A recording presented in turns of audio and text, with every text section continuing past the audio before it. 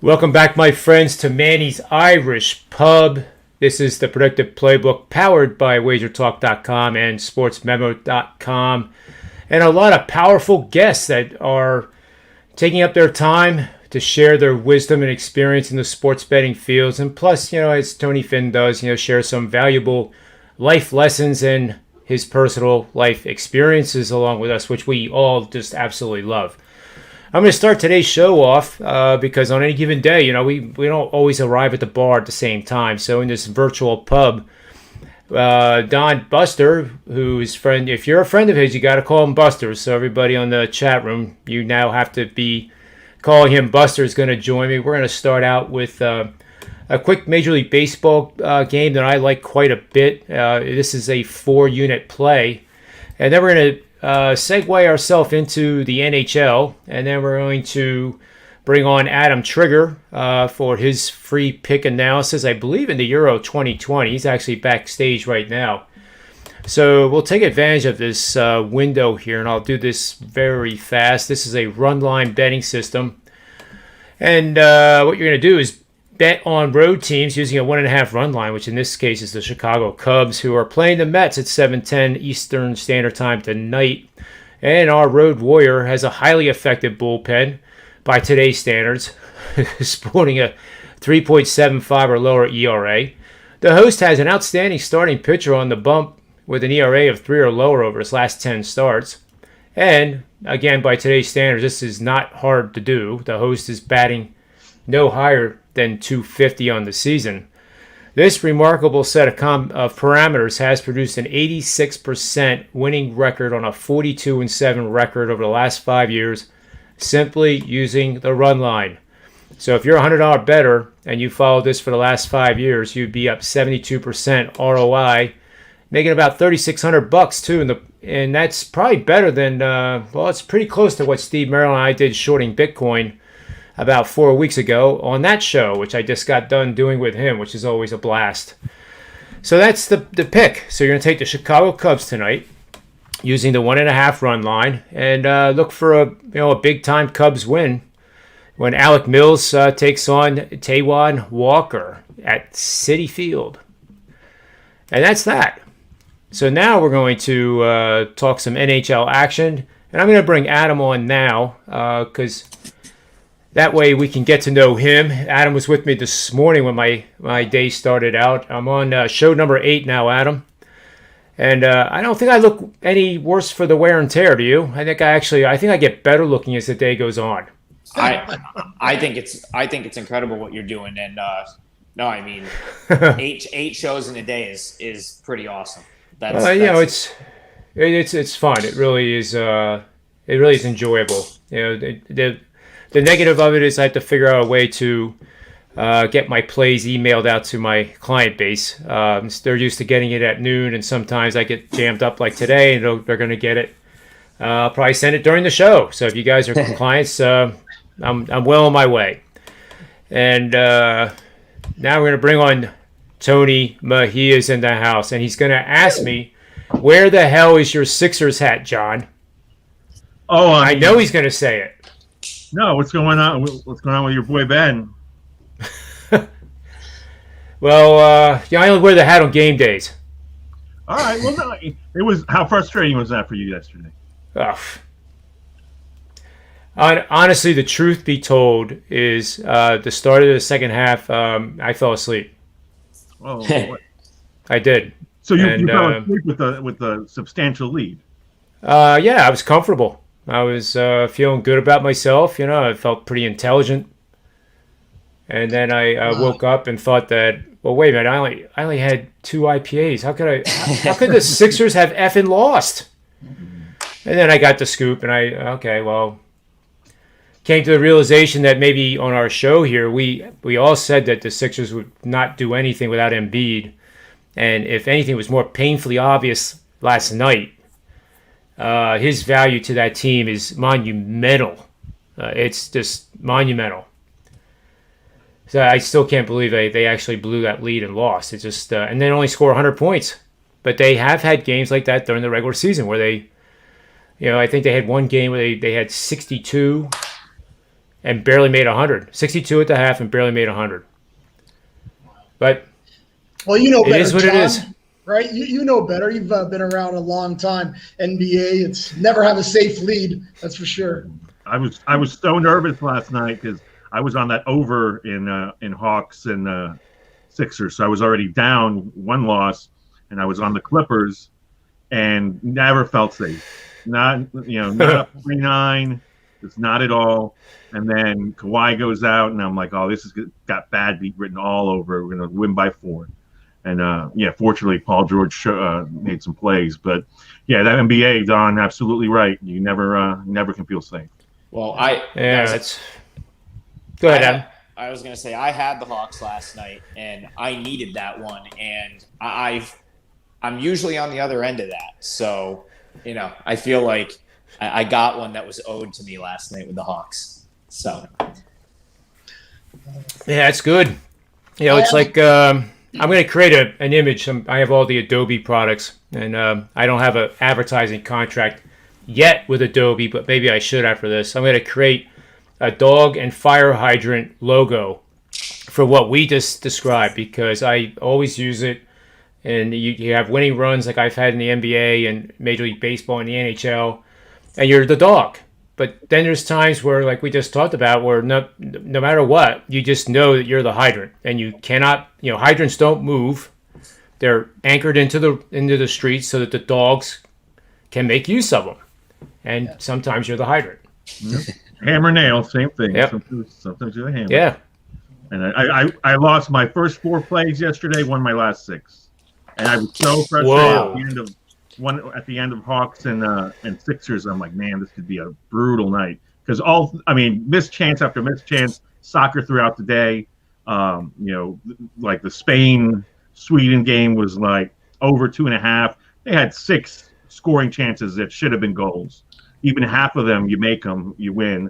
I had no beef with the Poland game; they got outplayed. And then the Copa America game with Argentina and Chile. Argentina should have won 2-1 easy, and did not. So going into that final stretch of games, I had a baseball game for 4%. I had the Clippers for 4%. It was either going to be a bloodbath or somewhat salvaging the evening, which ended up happening. So, but yeah, we go on runs. Yeah.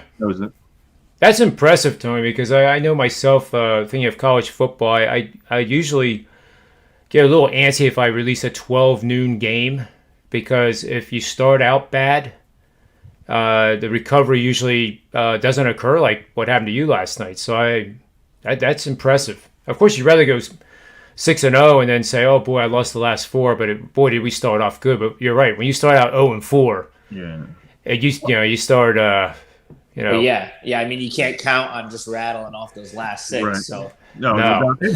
Especially when you have multiple sports, they just go off at different times during the day, so you can't really help it. You don't know if you're going to go 4-0 to start or sure. So it is exactly like that. Mm-hmm. Yeah, it makes it tough on the heart when you're 0-4. Then you have a bunch of games, and like you said, Tony, the Utah, after what happened with Atlanta coming back the way they did, you're almost sitting there. You're 0-4. You have, I think you had the Clippers. You're like, oh, is this going to happen? Is Utah coming back? Like, it just, for some reason, I don't care how long you've been doing this. That kind of shit sinks into your head. I don't care who you are. It's just the way it is, right?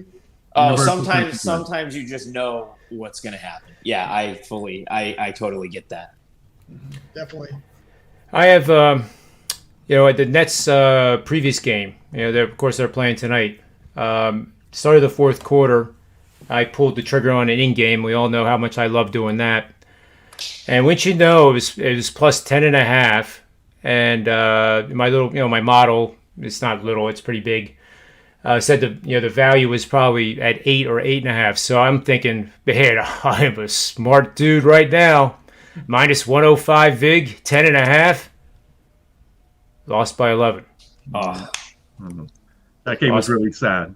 Really sad. I had a 9-0 5% streak going in the playoffs, and Kyrie turns that ankle. They were up 11 early, and as soon as I saw Kyrie turn that ankle, I came back out of it. So it's almost, especially since I I still have no respect for the Bucks. I don't think.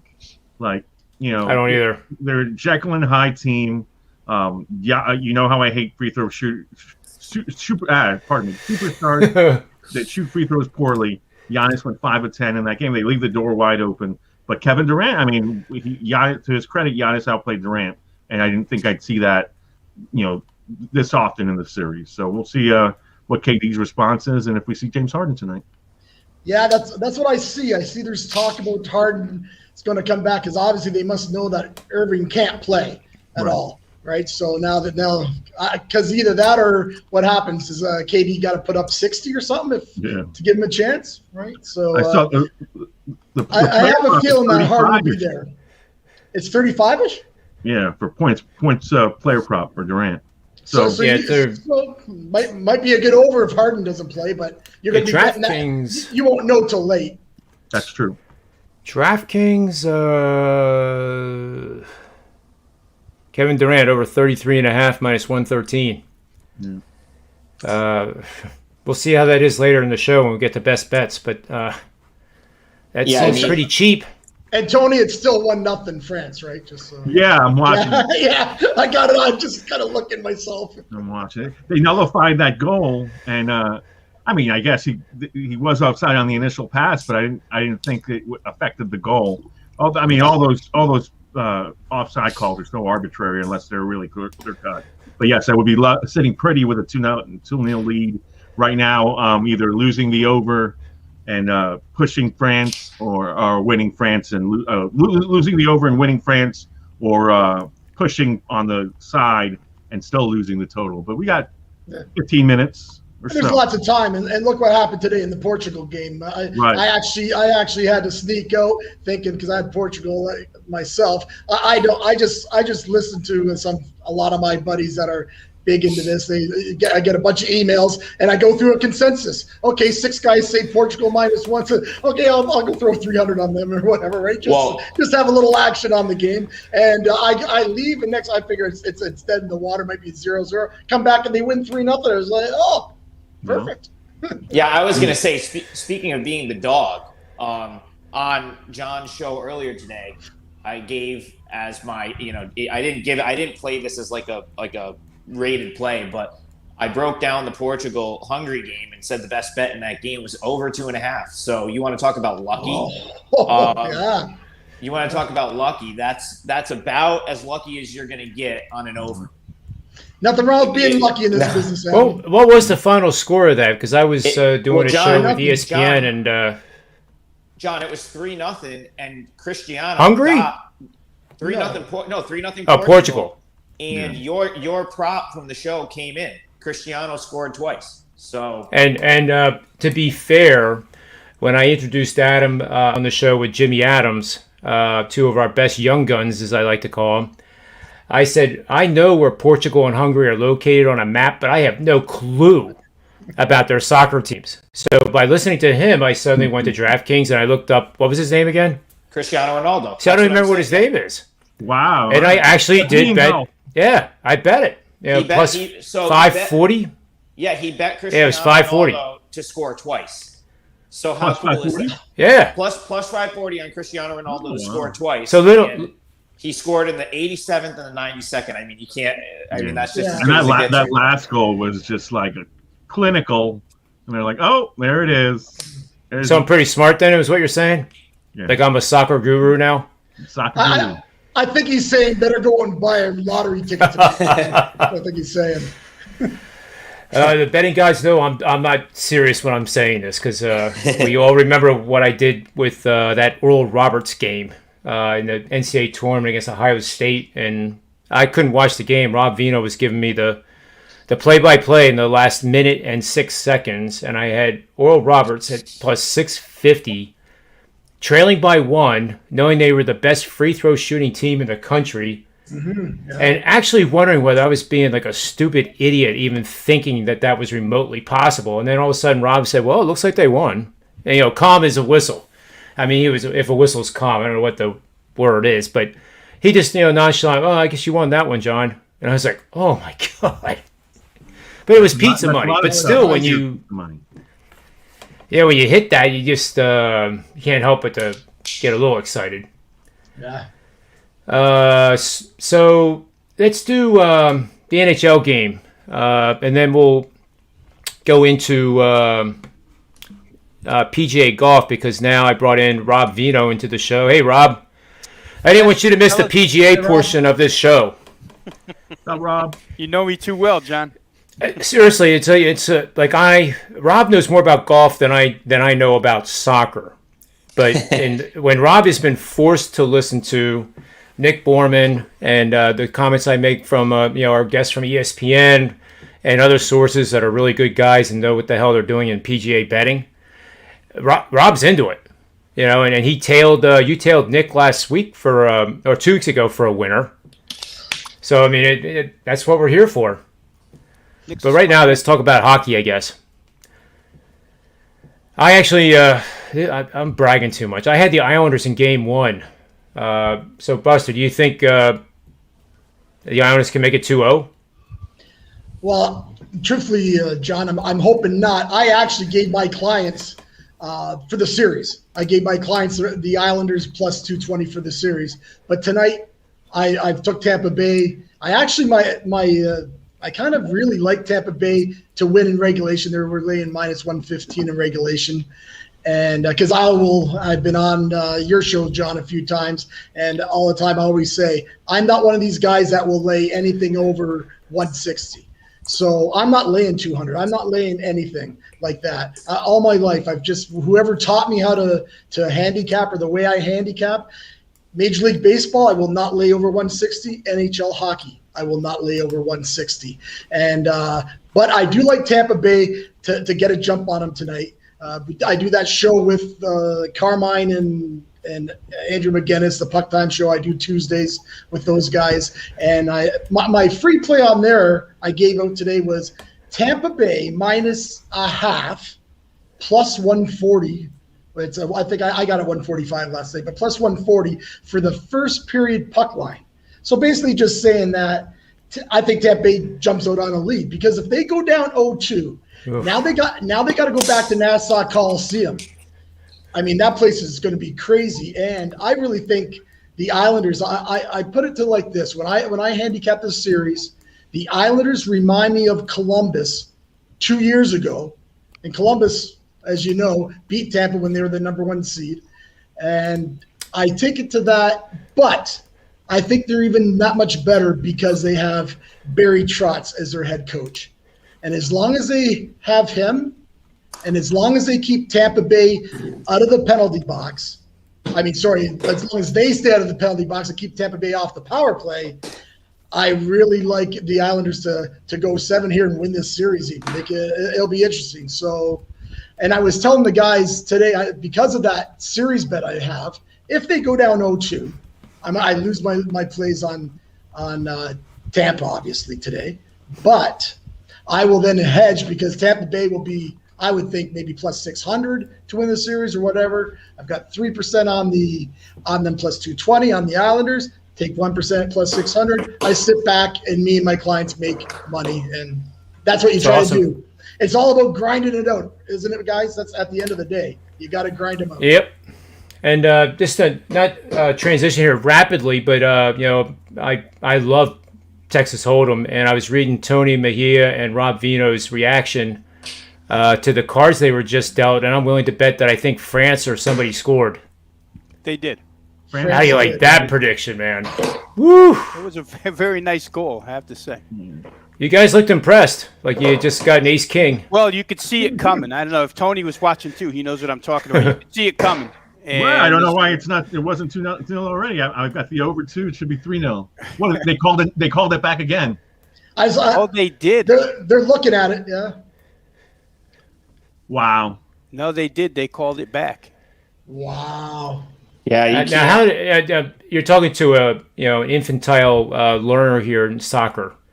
I learned a lot from Paul Carr over at True Media, who was 7-0 in the UEFA events, which was mind-boggling. But still, how can a goal be called back in soccer? I mean, if it goes in the net, I mean, Because they review every little thing now, John. This used to not be a thing, but now they have something called VAR, and they review everything within a millimeter, basically. So if a guy's hair is offside at this point, they call it, or like it's just you can't even really count the goal. But the thing is, they let them go through like the goal celebration, and then they'll show the replay. And then it's like after it's just they're going to go to VAR. So you have to you pretty much just have to wait 5 minutes. You got to pretty much wait until they kick it off to know that your team has actually scored at this point. Sounds like the NFL to me. It's video assistant referee. Yeah. And look, to be honest, when it's conclusive, I have no problem with it because I'm on robot refs. I want robot umps because they cost too much money to people. I've been preaching that for the strike zone for a couple of years now. Absolutely. And so I don't really mind it does get frustrating at times because they let the play unfold and then the guy says, all right, well, I thought it was offside, but I didn't want to raise the flag because I wanted to let the play conclude and then we'll let VAR decide. And they do that all the time. But sometimes you can see it with your eyes that, it's 50-50 and then it's just whatever the refs believes, and it's arbitrary, completely arbitrary, which defeats the purpose. Yeah, they need to change. Oh, sorry, Adam. No, I was just gonna say, I feel like the Premier League, they would review it on VAR and still get it wrong half the time, which was mind blowing. It happens. Yeah. I really think that they need to obviously change that rule about even. I don't know. Do you give them a couple inches or 6 inches or so? I mean, it's ridiculous, on that line, right? So I had heard something. Actually, last year that they might have a little leniency on that, but I think they should because some of the calls I've seen, and I'm not a big soccer guy by any means. I'll watch the Premier League and I do the Champion. I watch that and World Cups and stuff like that, but mostly just because when I get back to Canada, all my friends are all diehard soccer fans. So if I'm going to go out to the Irish club or go to the German club, I got to go in there and I got to at least know a little bit what's going on. So I just need guys like Tony just to tell me what to bet. And okay, I'm with you guys. Let's go. Who are we betting today? I actually texted a guy today too. Who are we betting? I got the consensus and the consensus tells me France. Okay, that's what we should bet then.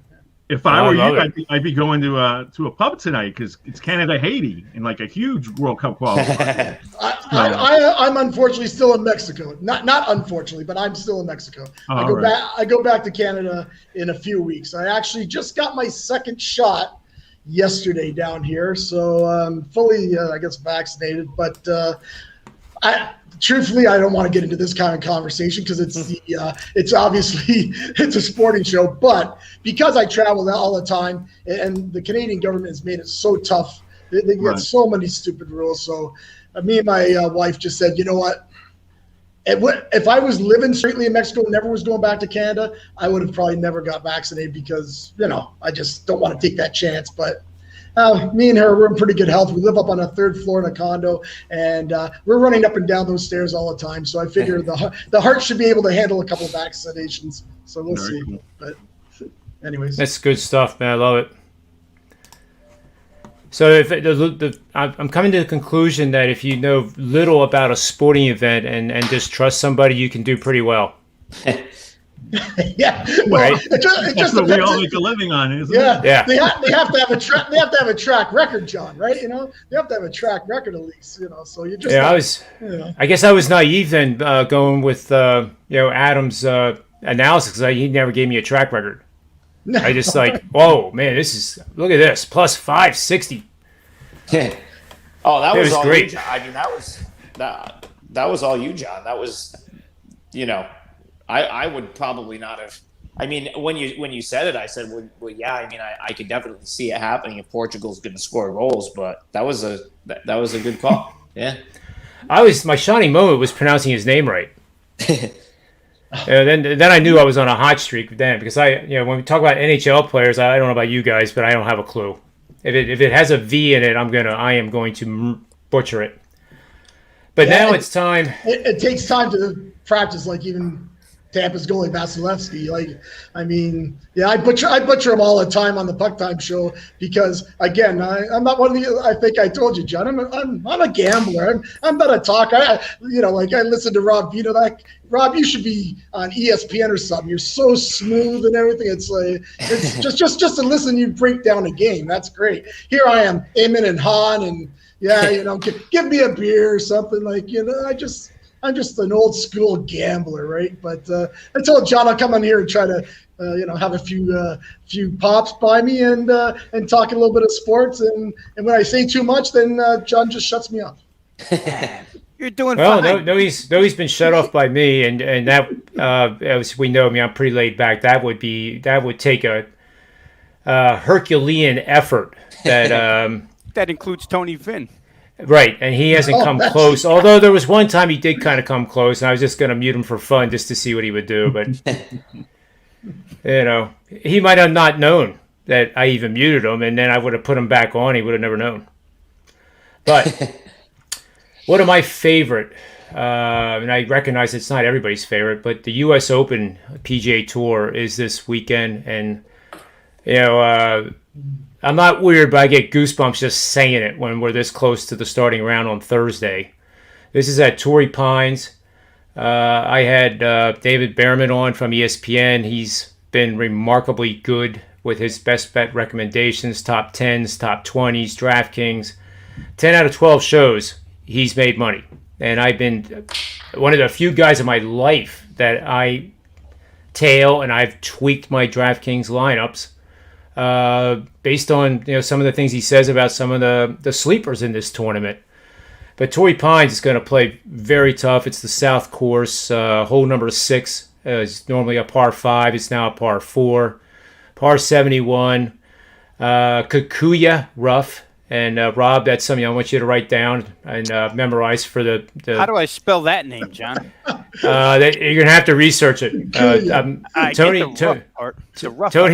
Finn will be able to spell it for you.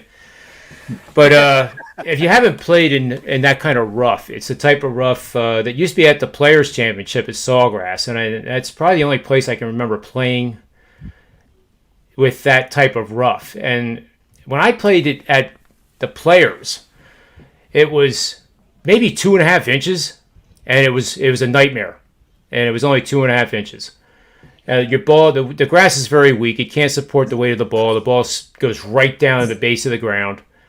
And now you're talking about Torrey Pines with 4.5 inch rough, and they're going to have multiple spotters on every single hole, so the players don't lose a ball. Because in golf, if you lose a ball and you can't identify your ball, you have to go back to the spot where you hit it with a 2-shot penalty and hit again. So finding the ball is going to be really important.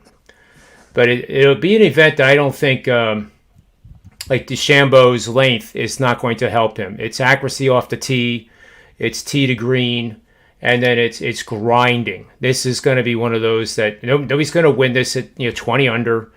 My forecast, 3 guys will be at par or lower when this thing is all said and done. If the wind picks up, because it's right on the ocean, nobody possibly will be under par. So it's going to be fun to watch, because I think what makes the U.S. Open fun for all of us that do play golf is that sometimes those pros can look like us on a Saturday. And granted, they're playing in very difficult conditions on very difficult greens. Every shot is just mentally takes so much out of those players, and you're playing 4 consecutive days. And I don't know if any of you guys have ever played 4 consecutive days, but if you do, you're shot on that 4th day. I've done it in club championships 2 days on weekends, and it takes you basically to about Wednesday to start feeling like normal about your head. So I have a lot of respect for these guys, obviously. On the show today, Patrick Reed came up, Xander Schauffele, a guy that is 66-1 that I absolutely love in this event, and especially for DraftKings. He's only $7,600 is Coke Rack. Matchup, Morikawa versus Spieth at basically even money, I think is insane, because Spieth, if you look at his track record at Torrey Pines, is horrid. I don't think he's cracked the top 35 in any time he's been at Torrey Pines, and we're not in the state of Texas. When we're in Texas, which is his home state, he plays lights out. So I think that matchup, Morikawa smokes him. And then, of course, Jon Rahm. He's his first PGA Tour win was at Torrey Pines in the 2017 Farmers Insurance Open.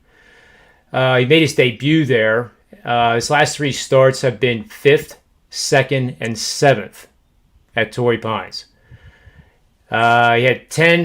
He's had top 10 finishes in both majors this year.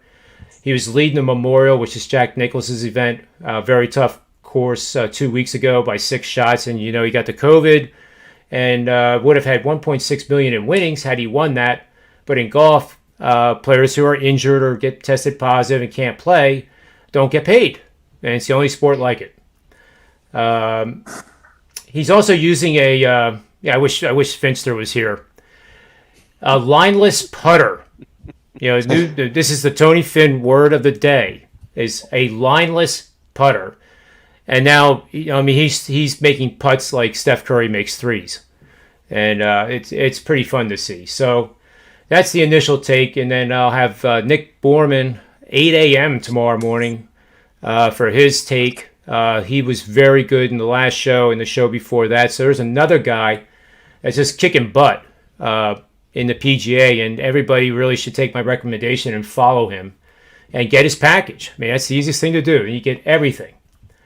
And lastly, Spieth, I didn't mention. Spieth right now to miss the cut, and you guys know I'm a pretty tepid type of creature. I don't wish ill will on much of anything, but he's plus 310 to miss the cut, and I like that bet quite a bit. It is what it is. They have a betting line there for a reason. I think you're getting 3-1 that he misses the cut. I think it's pretty good. Well, the guys. I know Buster is very good at golf too, so let's hear what he has to say. Well, I'll just say a little bit. I just want to probably toot my own horn because, believe me, for most of the year I don't get a chance to do it too often. So, but I was lucky, like you said about that when Jon Rahm got COVID out of that tournament. That's right. I had Cantley. Yep. At 2-1, who won, and I back-to-back outright winners. I had Higo last week at 50-1. So for my clients, are pretty happy considering my NBA's been good, but my Major League Baseball's been terrible the last month. Just the way things go. I had a fantastic April, all that, but as like you were saying, I agree with you with Spieth because he sprays the ball all over the place, and this tournament's not going to be any good for him either. As even Bryson, you got to have control of your shots, and you start getting that thick stuff. It's going to be really tough, and it'll be interesting to see with Jon Rahm this week because mentally, as you know, John, he is very, let's just say, volatile. It might even have a few temper issues, we'll just say. We won't say anger, we'll say temper issues. And mentally, I'd love to see how he reacts after losing. That was just, like you said, he lost 1.7 million. He had a 6-stroke lead. I was quite happy that it worked out in my favor. But in saying that, mentally, it'll be interesting because if he plays the way he played at Memorial, he's winning this tournament. He's winning this tournament for sure. Yep. Yeah. So he might be a good top 10. I see he's plus 125 for a top 10. So and he's a top 10 machine. He's an ATM for that. That's a great point. Especially here at Torrey Pines. And another thing too, these guys, when they play the Farmers on the north and the south course. They're only playing on the south course all 4 rounds here. So if anybody, when you're doing your handicapping, you might want to look into that as well because the south course is a little bit more difficult than the north. Yeah, I would say a lot more. It's like, what does it average? It averages like 2 shots harder, right, for the pros? Something like that, maybe 1.5. I'm not sure, but it is much tougher. Yes, but I wanted to be nice to the course, right? Yep, and it's in San Diego. In that area on the ocean, backyard. So and Phil Mickelson's backyard and Charlie Hoffman's backyard. Yeah. So there's another guy. Charlie Hoffman has played the most rounds at Torrey Pines of the field. So familiarity, with your DraftKings lineups, I would think, if you do 5 lineups, you want to have him in probably 2 or 3 of them, maybe all of them. That's a guy I think is a grinder. He makes the cut, and that's your goal. That's your goal. He's been hanging around all year. He's been playing well, but just not winning like top 10, top 5. He's been hanging around there. So, and Shoffley's another guy, I believe. Xander, he's from that area. Finished second in the Farmers, mind you. Again, it's going to be a different setup. U.S. Open, as you know, John, is they're going to make it that much tougher. And I don't know. I know a lot of the other guys aren't followers of golf too much, but did you see that video where the guy he said it wasn't a beer, but it looked like a beer, and he stuck it in the rough, and it literally covered the whole can in the rough. So can you imagine? And you couldn't see the can. Yeah, you couldn't see the can. So imagine trying to find a golf ball in that. So it's going to be interesting, that's for sure. It will be, and Bryson has a little bit of a temper too. So God forbid he loses a ball and has to go re-tee. But I'm hoping that if this unfolds in Rahm's favor, that remember when Rory shot 80 in the final round of the Masters. Oh, and he teed off 10 on the final day and had the big lead, and then inexplicably hit it out of bounds on 10, which is probably the hardest hole in that golf course to hit it out of bounds. But he found a way to do it. On Augusta, and then later on that year, he won the U.S. Open by 10 shots. And I remember the press saying, what's different between this and the Masters? And he flat out said, you know what, if I wouldn't have shot that 80 in the final round, I wouldn't be standing here now talking to you. So with Rahm's experiences, he broke many a club. Even 2 years ago, but now it seems like he gets mad for that 15, 20 seconds walking off the green, and then he forgets it. And if he does that, he could easily be the lone guy under par. He loves that course, right? So he kills it. It's the old horse racing term, horses for courses, right? So you know what, if you can, like I said, if you can mentally be there, but I'm not laying plus. Like I think 8 to 1 or something, right? So that's not happening. Like I say, I definitely will bet him top 10 for sure, because there's a little bit of money to be had there. And I think he, unless he falls out of his car or breaks something or does something, he should be able to get a top 10 this week. I would think. Yeah. And now he's got COVID all taken care of. That can't get him this time. So. Lastly, before we move on to the NBA, and I promise, Rob, I'm moving on to the NBA here. But Phil Mickelson, if you followed anything he's been saying on Twitter, I don't think he's spending much time at the driving range. Maybe he's trying to fake everybody out and make himself another huge underdog. But your heart wants him to win that U.S. Open, because that's the one that he doesn't have. Then you have the Grand Slam. And for those who don't know, in 2006, Winged Foot. Now, that's a course I have played numerous times. Or it was last year when DeChambeau won. Mickelson had the lead, hit it into the trees on 18, and then tried to hit the hero shot instead of pitching out to the fairway, hitting a wedge, and then two-putting for the win. And he didn't do that. He went for it, which is what we love about him, and it didn't work out. So arguably he would have the Grand Slam right now. But, it would have, should have, could have club doesn't count. And like you say, John, it's a very mental game. So every decision you make leads to the other decision. Kind of like in life, you go down that one fork, you're on that fork. If you go to the other, so Phil decided that he was going to take a shot, and he still hasn't won a U.S. Open 14 years later. So.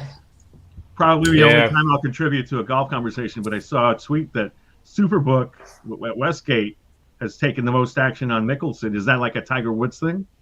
For sure, it has to be. It has to be. I think Mickelson always gets bet. I'm not a big golf guy either, but I'm pretty sure they take Mickelson money every single tournament, regardlovers. But it's a hard thing. Supposedly not like this, though. Supposedly not like this. I guess they have a huge, but they're loving it. They're like, keep it coming. Oh yeah, keep it coming. Yeah, Millions. Keep it coming, right? That's the book's ATM there. But if you watch the highlight of Kiowa, which was the PGA Championship, that final hole where the fans came onto the course, crazy. Onto the playing fairway, was reminiscent of Arnold Palmer and his army.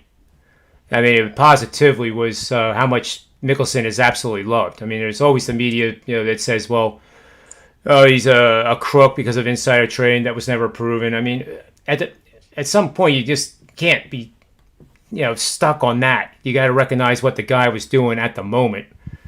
And I've never seen that with Tiger Woods. Nobody has. Nobody has seen a large crowd of enthusiastic fans and respectful fans, because they weren't booing Koepka.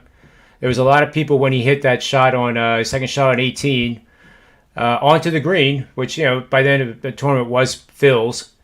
The fans still cheered for Koepka. That's how Arnie's army was. Arnie would always tell them, cheer for these other guys. Don't just cheer for me.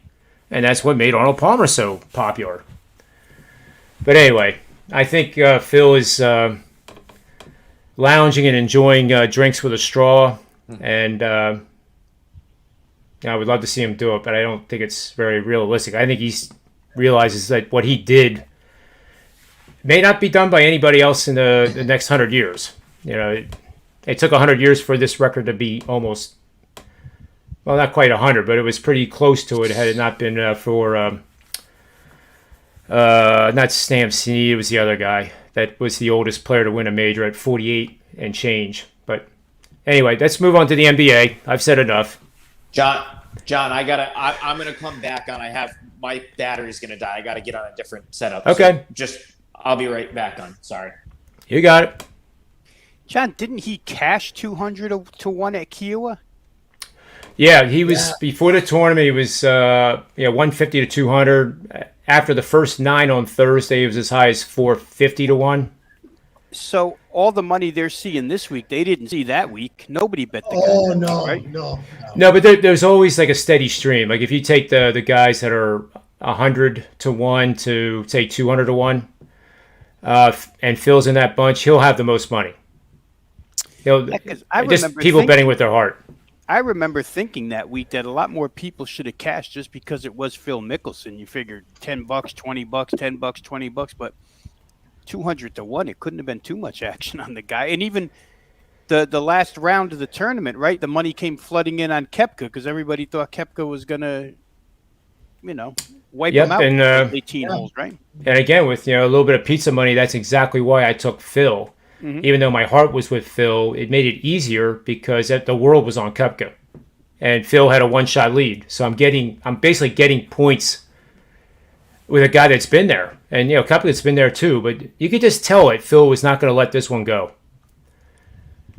There was several points during that round, right, Buster, where it looked like the wheels are about ready to fly off. I mean, not just come off, just fly off.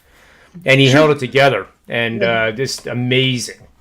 Truthfully, even that first hole, once because he bogeyed and Brooks, did Brooks birdie or no? Maybe he had a birdie chance, and I think it rimmed out, or it was very close, if I remember it. Yep. Even after that, I thought, here we go already. But well, the drive on 16 too. Koepka for Tony and Rob, he hits a bomb on 18, 351 yards, longest drive on that hole, one of the largest drives of the tournament. And I'm thinking, oh man, this might not be over. This might not be over yet. And doesn't Phil get up and whack it 15 yards past him? Yeah, that was something. At the age of 50. It was 367 yards or something ridiculous. It was unbelievable. Yeah, when I saw it go by, I thought, holy jump. And that's why Phil's not going to the senior tour anytime soon, right? He's going to hang in there until he can't do that. Right. Yep. So anyway, like I said 20 minutes ago, let's move on to the NBA.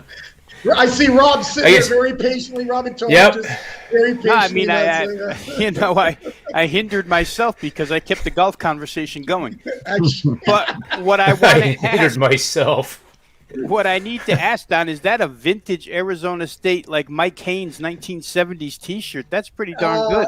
Yeah, it's an old one. I actually, believe it or not, I'm trying to think of the year because it was back in the day. I was kind of, dating a few people here and there. So a girlfriend of mine moved to Scottsdale, Arizona for about 6 months. I'm trying to think it might have been 93 or so. But they were giving these out. I have the Sun Devil on the back of it. It's kind of nice. neat, right? So, and I hang around here in Mexico, and I joke with my friends, El Diablo, El Diablo. Yeah, there you go. Like, so, but That's yeah, fantastic. but it is an old shirt, and I was tell the guys I'm kind of a little bit of a pack rat with old shirts. I've been to like 4 Final Fours in college basketball. I used to go to a round every year, like somewhere where the first round was, whether it be St. Peter. I've been all over St. Petersburg, Pittsburgh, a lot of times close to home, Buffalo, Cleveland. I grew up near the in Niagara Falls, close to the American border, right? So I was always doing stuff in the States, and so I've been to all kind. And I just would buy the souvenir T-shirts and never wear them. I had all these beautiful shirts, and then my wife says about once we decide we were going to move down here and everything, she's like, you know what? It's time to either wear these things or give them to your nephew or something like that. And I went, well, no. So, but anyway, so that's what. So it was either that or she was getting rid of them. So I thought, well, it's time to start wearing them. Then. Start wearing them. Yeah, I admired Very it too. He's backstage, and I definitely a sharp looking jersey, no doubt. Very nice. So with the NBA, I'm going to pull up the lines here because that's going to pretty much tell the story. And if you guys have them up too, I'll check with MGM and NBA action. So, Rob, is Harden going to play tonight? Well, the line movements would indicate it, right? I mean, my best guess is yes. I mean, I just can't see this type of money being spent all day long, if not. But the word is still hopeful, right? That's the word the Nets are using, hopeful. It is a hamstring too. That's right. It seems like he has single-handedly worked his way into the lineup here. I don't think this was doctors saying good to go. This was James Harden basically saying, I want to go. So we'll see. If he does go, you hope for the Nets' sake that it's not a Anthony Davis type scenario where he gets out there for 2 minutes, 30 seconds, and then he's just finished for the rest of the series. But we'll find out as we get closer to game time. This line's going to fluctuate, guys, side and total. Even still, I think this is because it's a standalone game. It's 8:30 Eastern time tonight, right? Most East Coast games have been going 7:30, 7:05. Right. So we got time yet. We got 3 hours. Yeah. They push that back for TV, I guess, Rob, then? Or? Yeah, with no West Coast game for sure. Right, yeah. Pushed it back a little bit tonight. So, yeah, I mean, it's got plenty of time to still be volatile. I don't know, Tone, what do you think? I mean, do you have any contacts that might have clued you in here? I mean, Tony Finn, he gave us the Fork and Korkmaz news last night a little before it came out. No, I mean, I'm of the belief he's going to play just because to come out of nowhere that I'm going to test my hamstring, I don't think it'll be an Anthony Davis situation. It'll be more of a I'm going to gut this out situation. I mean, it kind of speaks to his desire not to let this particular opportunity go away just because he's the one out of the big 3 that hasn't won a title. So, and it's wide open. It just seems so wide open this season, with the Lakers gone and the Suns already in the Western Conference Finals. It's like Chris Paul and James Harden can get one. Giannis can get one. I think the Jazz are going to be tough to beat at home, but Kawhi, if that knee holds up and isn't an issue, he's playing at a very high level. So we're going to be in for some handicapping to do over the next couple of weeks. But yeah, I think Harden plays, and I was stunned, but that the move happened so quickly because it had gotten up to 5 at some spots. It was 4 for a bit, and then boom down to 3 and 2.5. So certainly, the markets believe he's going to play. Yeah, because it seemed pretty abrupt, guys, last night when the immediate word was out, without question. Kyrie and Harden out for Game 5. And then, like you say, Tone, all the money went Milwaukee's way. And then to wake up this morning and see doubtful quickly move to questionable and watch the total, the side, everything start flying. I don't know, Eastern time, maybe about – I got in at 108.5, first half over.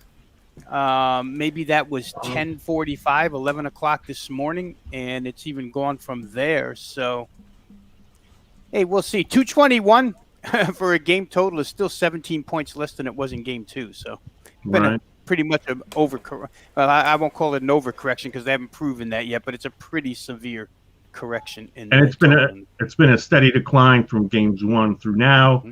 But Nets averaged 120 points in the first 2 games at Barclays, 89.5 at Pfizer Forum. So, if they get Harden back, you would presume now Jeff Green is back with a game under his belt. Brooklyn could be live, but the value's gone. The value's gone unless you got in early. Right. So this line, the total popped up to like 222.5. I think I saw, and I did see like a sprinkling of 5.5. So it makes sense that the Milwaukee line's come down, but the fact that the total is coming down now, did you guys read anything into that? I would have thought it would have just kept going, like GameStop. Yeah, well, I don't know about, and I don't know what side you're on. Anybody on the panel, Tony Mejia. But last night I kicked myself for not playing this thing at 217.5. Of course, I didn't know, but I just out of general principle that the total had come from 238 to 217.5. One of these games, you're asking these teams to score 109 each, which during the regular season and into the playoffs, so almost 80 games they did in their sleep. Milwaukee, the second fastest tempo team in the NBA, and you're thinking, my goodness, 217.5. And I said, no, because Harden's not going to play, so I'll wake up in the morning and get 216.5. And surer than some 4-letter word, that's not what I got. I got the other way. So, yeah, now we're staring at 221, but might still be value there. I'm not touching the total at all, so I can freely comment on it.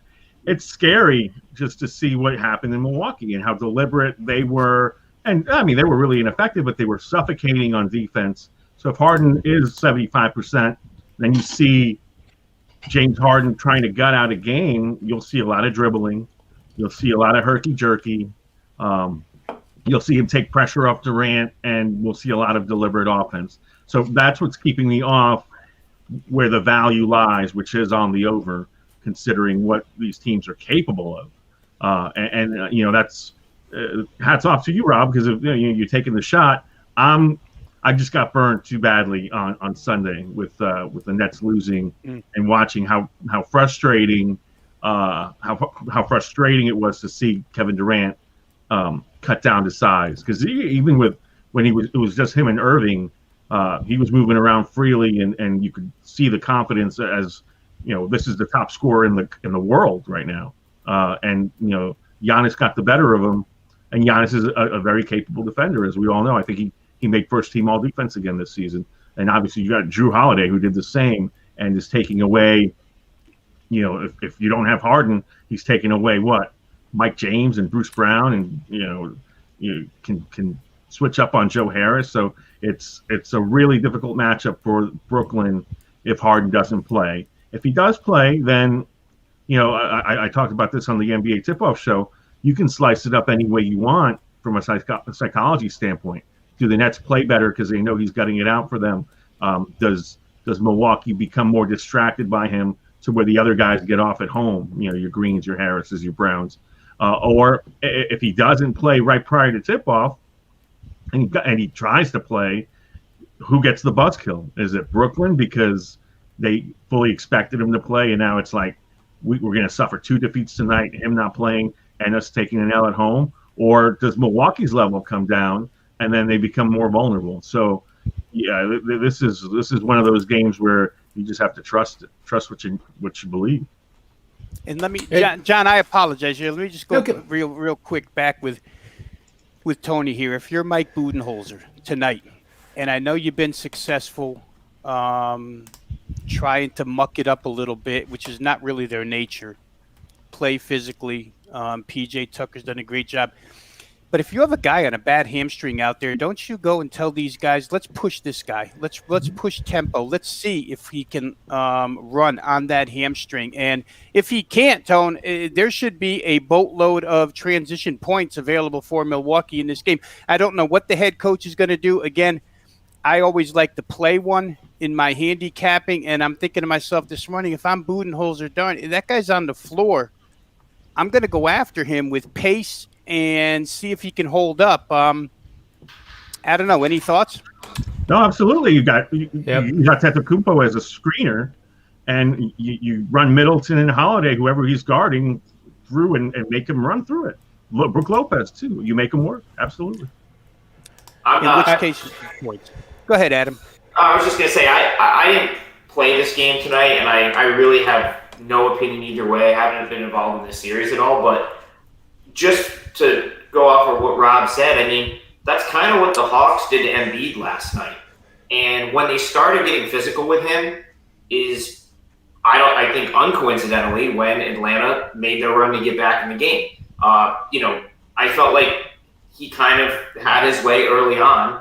And there's one part of the game, I specifically remember someone trashed him in the paint. I forget who it was, but he got fouled pretty hard in the paint. Took him a little while to get up. And I mean, we've known for 4 games that he has that the knee is going to be an issue, and I feel like Atlanta finally started to get physical and go at him, and when they did that, he went on a run where he didn't make a shot. I think he was 0 for 12 at one point in the second half. So, yeah, I mean, you would think that the Bucks could definitely, they should be doing that. Whether they will or not is to be seen, but it makes, what Rob said makes a lot of sense. Yeah, and the other side of that is if you wind up playing total and you play over, you don't allow James Harden to come up and just dribble the shot clock down. You've got Drew Holiday. You get up, you pressure him, you make him make an immediate decision and get rid of the ball and speed the game up that way. The only problem I have with it, and that's the approach I'm thinking will happen, but the problem I have with it is that Milwaukee has had success doing the exact opposite 2 games in a row. And will they come out of that philosophy in order to take on what's their real nature here tonight with an injured point guard on the other side? But I would not, if I was the head coach, I would not let James Harden dribble the ball and take the air out of the clock. I would come after him and see if he can move laterally on that hamstring at all. And if he can't, chances are you might get him out of the game. If he can't, chances are the game increases tempo. If he can't, the Nets are going to have to rely on KD. And I would much rather have, if I've got over, I'd much rather have KD, Joe Harris, all these guys in open floor than I would have Court trying to find shots against the length of Milwaukee defensively. So we'll see. It's a coach's game. We talk about these series all the time. There's series of adjustments. And will Mike Budenholzer come out of this shell that's gotten back to 2-2 and, try to get back to more like what they do to maybe get ahead 3-2 on the road? We'll see. Yeah, but it's amazing how Bud has coached desperately for probably the first time ever. Because now we're not hearing about minutes restrictions for Giannis because I want to keep him fresh. He shortened his rotation significantly to where Connaughton was the only one who got major minutes off the bench in Game 4. We saw Bobby Portis, who's been a huge disappointment, really get his minutes trimmed. Bryn Forbes was out there, but that's it. He's playing 8, and he's playing Middleton major minutes and Holiday major minutes. And it's like he knows if we don't get out of this series, I don't keep my job next season. And that plays into tonight too. Yeah, and it was to those 2 guys in particular, Tony. I was reading today that some Steve Nash stuff where he said, and he singled those guys out. The Nets offensively will seek out Bryn Forbes. The Nets offensively will seek out Bobby Portis. The Nets offensively will seek out Brook Lopez in this game tonight to see if they can get favorable matchups. But it's more difficult if you only have Kevin Durant as an ISO player and you don't have Harden and Kyrie in there. But yeah, to your point, maybe that those guys are on less minutes here simply because he finds them to be defensive liabilities on that end. We'll see. In my case, I would love defensive liabilities tonight. Put them all on the floor. Right. Yeah, it's all this surrounding a Game 5, so it'll be fun. Question for you guys. Durant's played 5 games with the Nets without his 2 superstars. He's also had history of playing without Westbrook, and he's also had history playing without some guy named Klay Thompson and Steph Curry. What do you think his record this year with the Nets is when he's playing by himself on those 5 games? If I had to guess, it's good. I just don't, going off memory, I feel like when they're missing a guy, they tend to win games. Like, during the regular season, they've done well. It's actually only Durant that's done well of the big 3 in this particular group. but 4-1 straight up and against the spread. Granted, small sample size, but that's where I started thinking maybe the market had overreacted to the fact that Kyrie is not playing, and Harden's out, and there was no news of that Harden was even going to come back anytime soon. So I found that interesting just from a market standpoint. It reminds me of trading the S&P 500. The market will always at times overshoot. And I guess while I'm at it, if you guys don't mind, the Sports Memo people asked me to go through a brief in-game betting plan. So, my style is to create the plan ahead of time. The numbers that I'm going to give to you, which I'm going to pull up right now here, are based on a calculation that is done in financial markets for option analysis. So if you don't know what options are, I'll spend 15 seconds on this. So it's called implied volatility. So that basically gives you a range for the underlying stock for a day, a week, a month. All right, so implied volatility in my world with NBA is the implied flows that you will see occur during the game and what to do if and when they occur. There's been several games, where I know there was one game I wanted to do in-game with the Sixers side, and they went start to finish. I think it was against the Wizards. It was probably Game 5.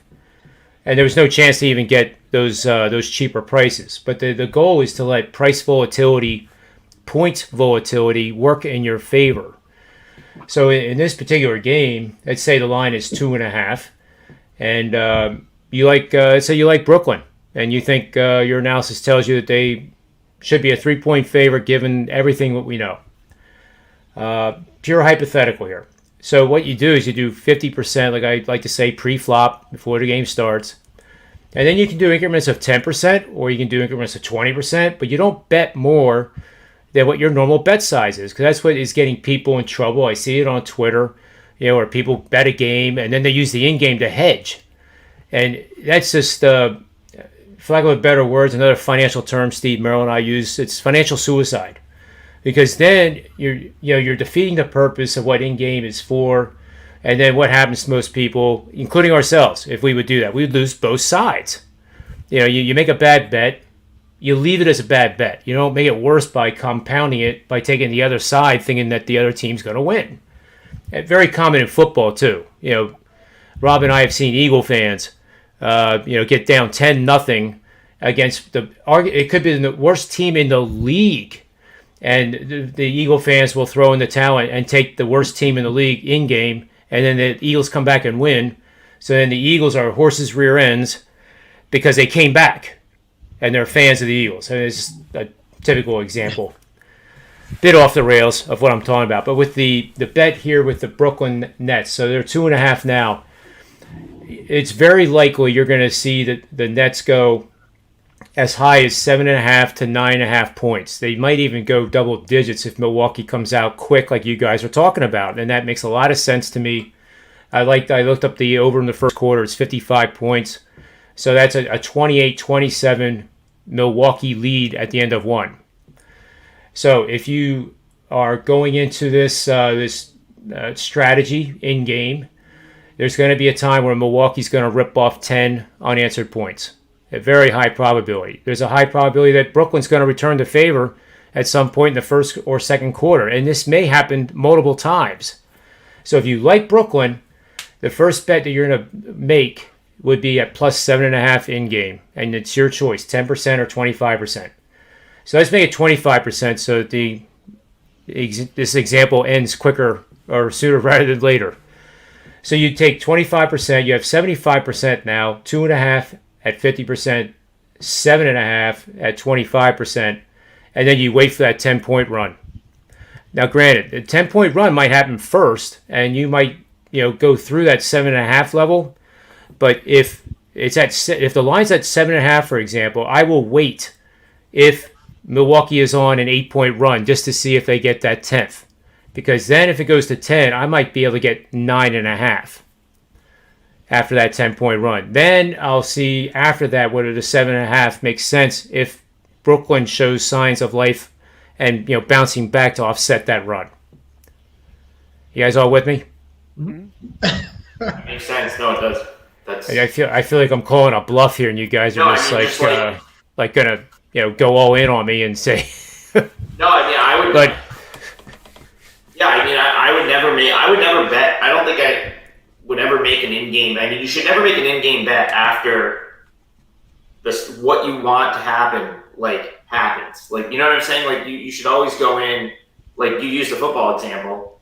If I'm going to bet something in-game, I'm not going to bet it after the team I want scores. Like, you should never do that, because you're probably taking it at the least optimal number in-game. Like, you have to wait until something goes. And yeah, I mean, theoretically, like, you could get into a game where, other team rattles off or your team rattles off 4 touchdowns, and now your in-game opportunity is gone. But you still can't do it. You can't. That's what I would say for in-game. yeah, you don't want to chase, and it's got to be the contrarian side. Yeah. And I learned this, trading crude oil and heating oil on Wall Street for so many years, and bonds and currencies, and it's so true. You want to sell into the rally. You want to buy into the dip. So.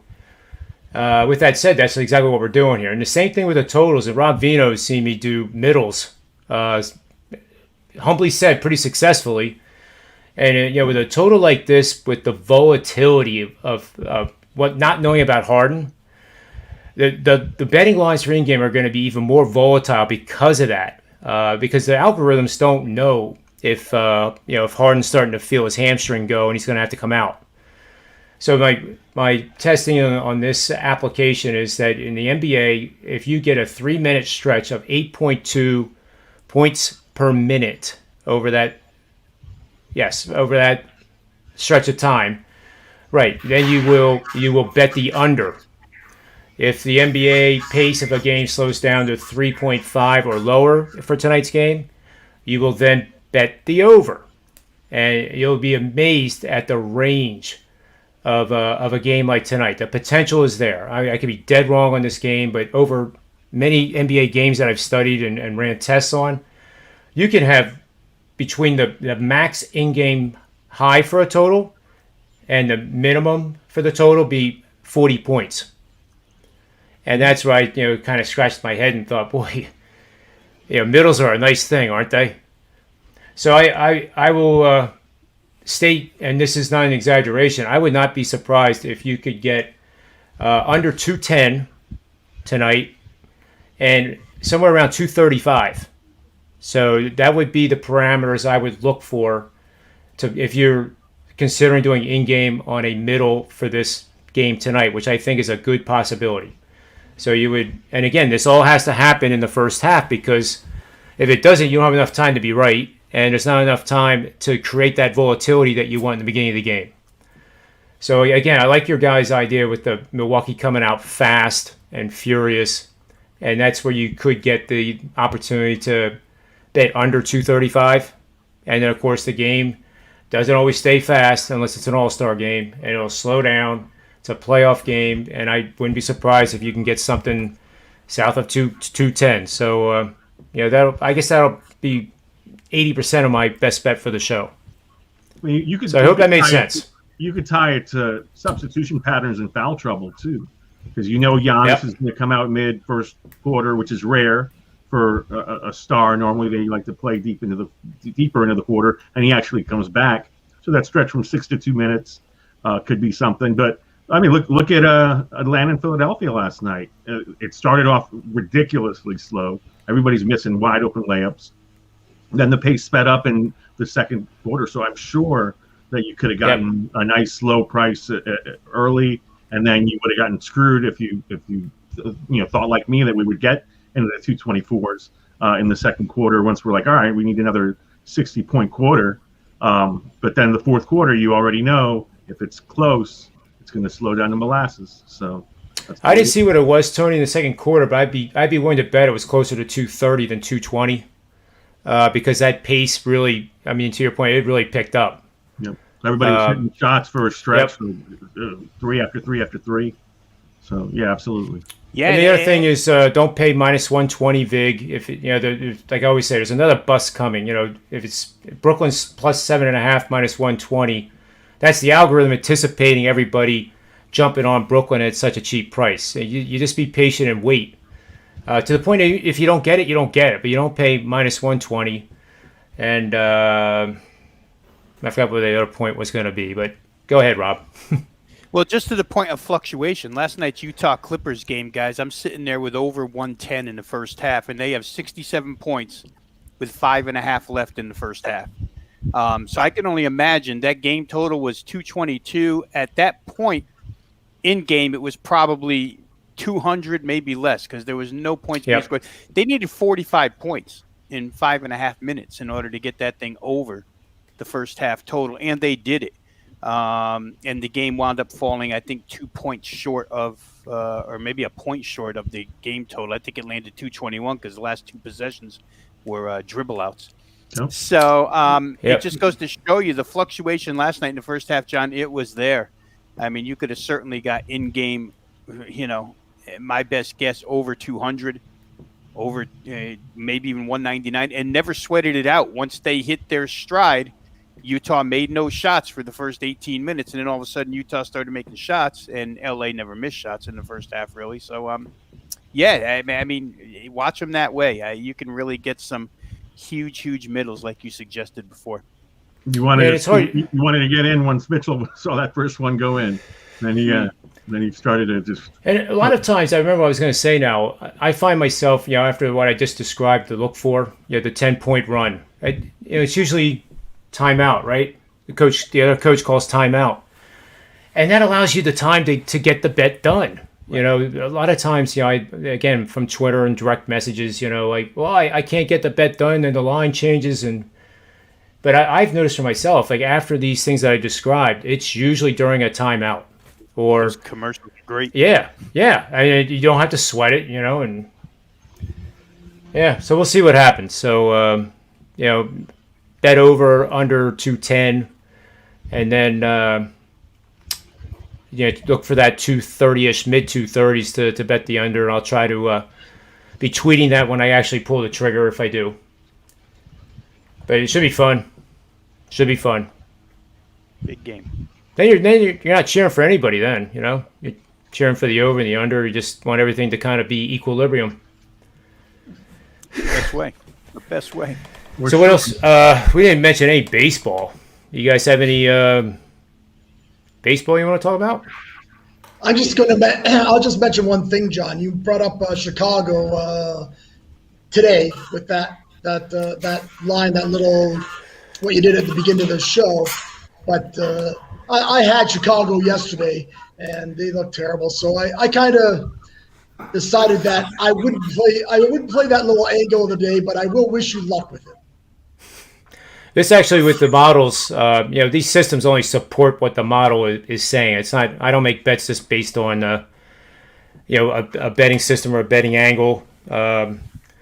They support what I've already researched, and this one's pretty good. I mean, it's 42-7, and it does have that contrarian feel, doesn't it? But 72% ROI is what Steve Merrill and I made shorting Bitcoin. So, It seems unlikely that Chicago would, blow out the Mets tonight, and I guess that's when sometimes these things happen. And before I forget, I was waiting for Tony Finn to come on, but he and I are the $2. What do they call us? The $2 men. $2 handicapper. $2 goats. So I thought I would do this in honor of Tony not being on the show today, but he might pop in now that I did this just to say thanks. But this is pretty good stuff when you read it. I don't have to actually read it for you, but this is a guy, along with everybody else that's on these shows, that you can trust and get. And nobody can guarantee profits. Nobody can guarantee 8-0 runs. I'm running hot. I can't guarantee that's going to continue.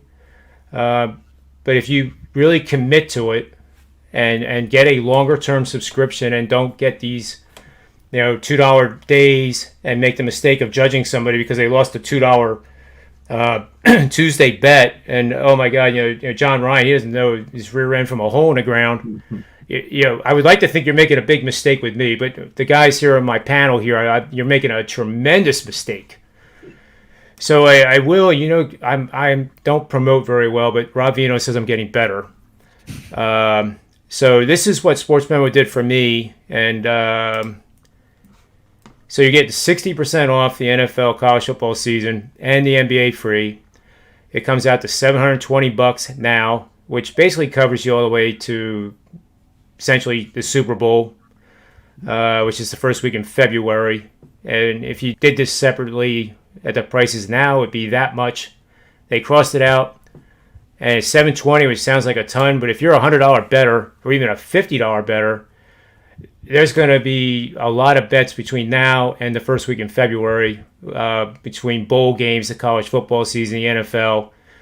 And humbly said to the betting guys, I was number one in the NFL last year at Sports Memo. And I do want to be like Rob Vino and go back-to-back years in a sport like he did in the NBA. So that's my promotion. Yeah, Think I need to work on it more? Because there are a lot of eyeballs on it. I mean, that's just the way it is. I think I've been 3 times since I joined Wager Talk. I'm 2-1. The $2 one? Yeah, but the time I lost, it was like a desert for a few weeks. How many have you had where something happens and you have to pull the game off the board? No, it hasn't happened to me. I've had that happen twice. Oh, you know what? I had a 5% play in the game. Was it Wichita State? The game that got canceled, the only one in the NCAA tournament. I want to say it was Wichita, but it might not have been. And I had it that night, and it was like 6 o'clock. Playing Oregon or something, I think it was, right? Yes, it was Oregon. It was Oregon. Oregon, VCU, VCU, right? That's what it was. That's right. Oregon's VCU. Yeah. VCU. And yes, because I didn't think VCU's press would hold up against the Ducks, and I think the spread was less than 9, I want to say. But I loved Oregon, and then, we had the cancellation. So apologies, it's to Wichita State. It was VCU, that's right. Well, John, I've got baseball. I have a 4% or 4 unit, as we call it on Sports Memo, play, and we can talk about that if you'd like. Sure, fire away. We have a few minutes here yet.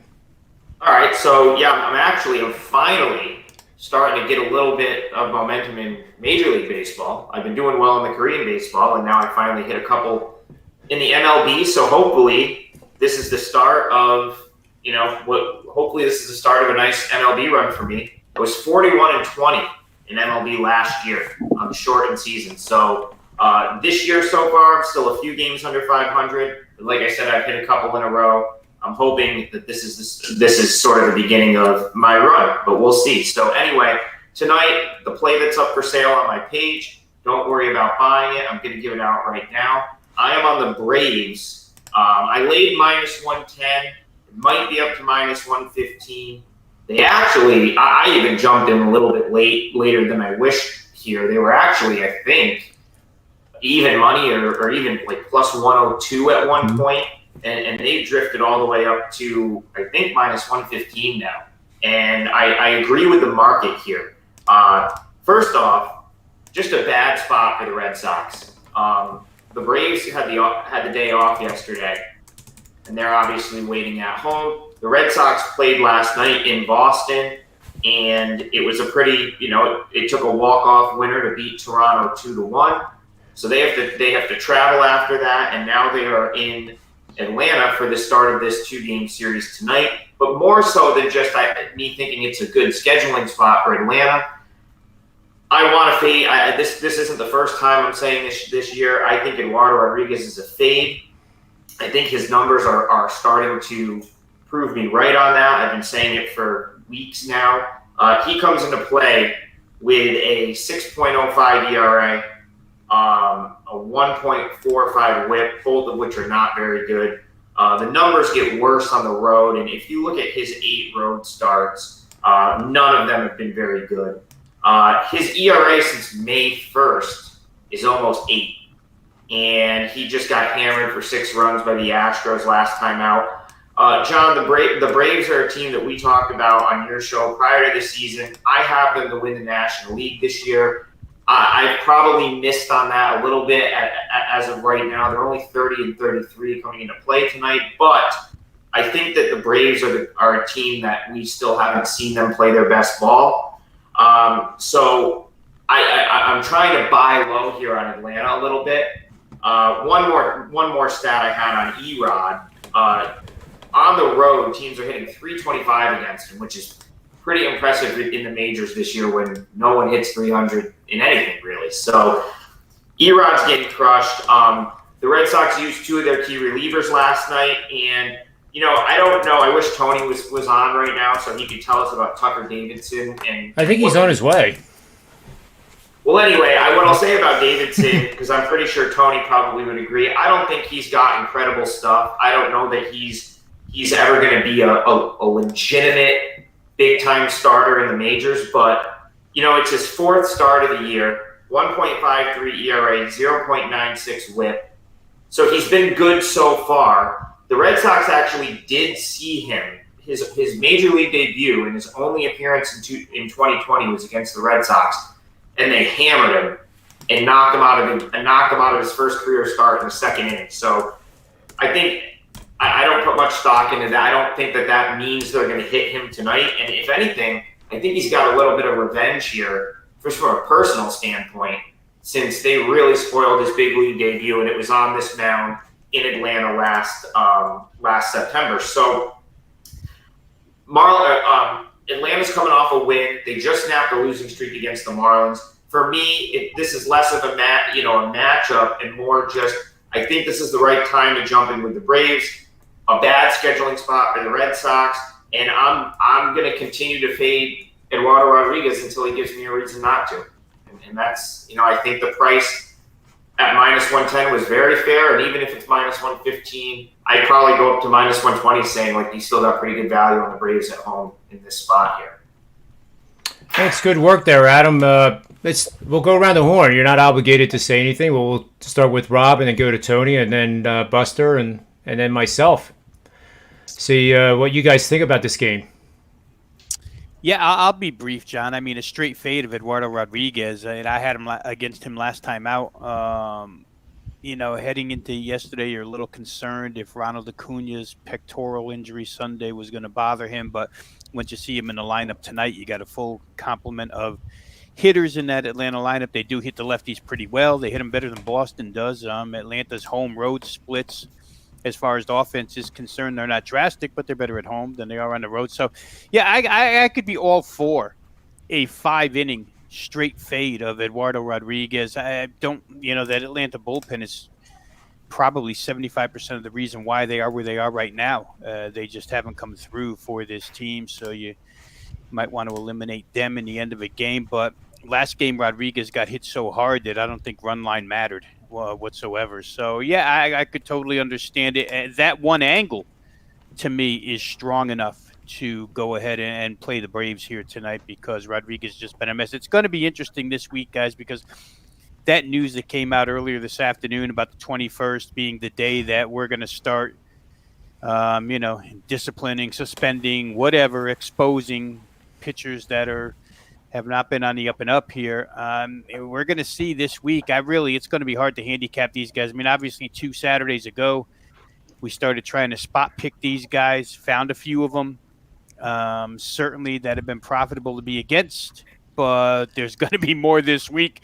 And I don't think there's going to be too many that are willing to go and continue to push the limits this particular start. So totals might be in play where over is concerned. I saw some numbers today that league batting average is up 10 points over the course of the last 14 days. And we made, with the humid weather coming once again, we may see what we thought was a real, well, not what we thought, what we saw is a real huge trend towards unders, right? In low scoring baseball games. That's about to turn around here in the next couple of weeks, and we'll see how quickly odds makers adjust because we're always betting against numbers. I mean, it's great to know this stuff, but if the odds maker puts the number out of reach, you're just banging your head against a brick wall betting it. So we'll see. If they're slow on the trigger, then there's money to be made. We'll find out. Yeah, I mean, I straight up, Rob, I there was 2 unders that I probably, would have considered, and I actually would have definitely played one of them, but I'm just going to not bet unders right now because, I mean, you saw the glass now thing earlier where he sort of blamed, he said he stopped using sunscreen to grip the ball, and he's sort of blaming his injury on that, I guess. Yeah, so, too smooth, he said.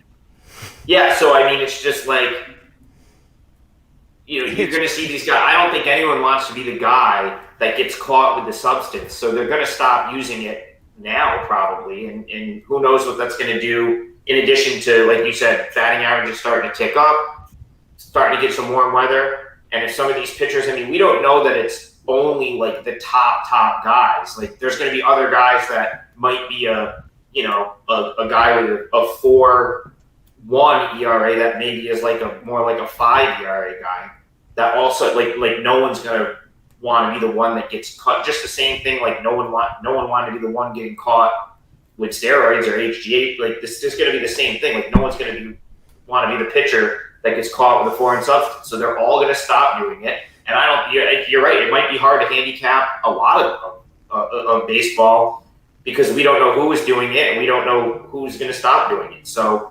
Yeah, it's going to be very interesting, but I'm certainly not running to the window to bet it under anytime soon.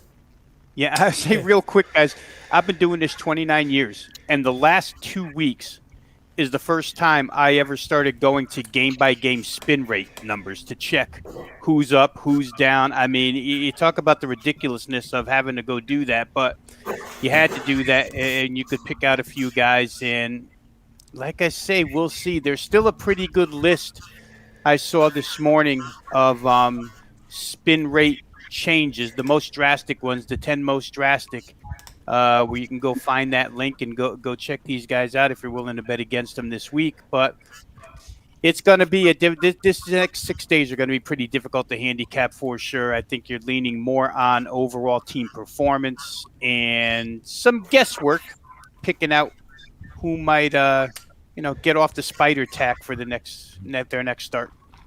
Well, you got 5 days, so can't you get your cheating in while you still can? Tony, and that's the point, that some of these guys that are fringe that might be in a contract year and are still trying to put up numbers to get paid. We saw it during the steroid era. Yep. Some guys didn't come off because they wanted to get that next contract and get paid, so they were willing to take an, or even with PEDs, some guys were willing to take 80-day PED suspensions because they knew they could get paid. So that's always something to consider here. Always. Trevor Bauer. Guys, I always first I want to welcome Tony Finn to the show because I always feel better when he's on the show.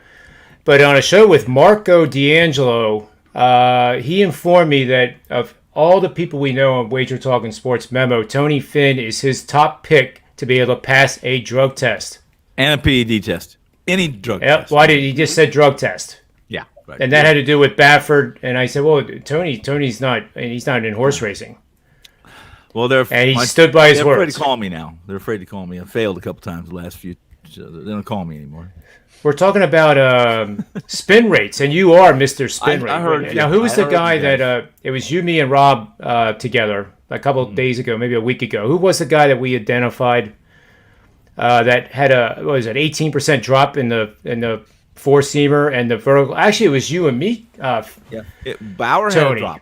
Bauer had a drop. And they even talked to him. And he didn't – listen, yep. Bauer is a guy who loves – he's not afraid to be honest about anything, himself or what he believes about others, as we've found out.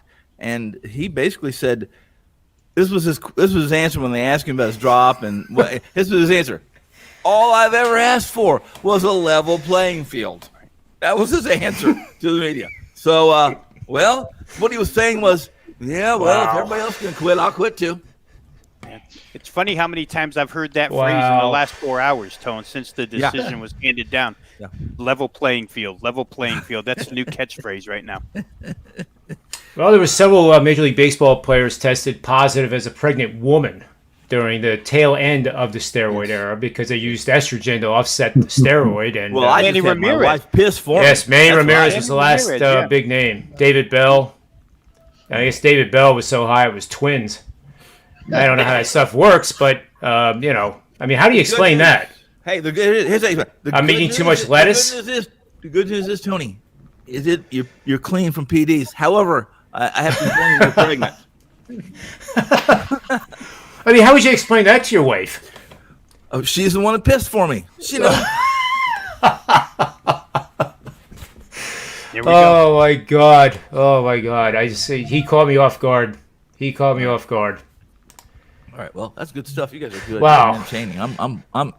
I am locked in right now, listening to all you. Yeah. Well, real quick, help Adam out. Tucker Davidson. He needs a little info on this kid.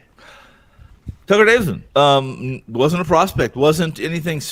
Wasn't expected to do anything really special. I can't remember. He was a seventh. I don't remember what draft round, what pick he was.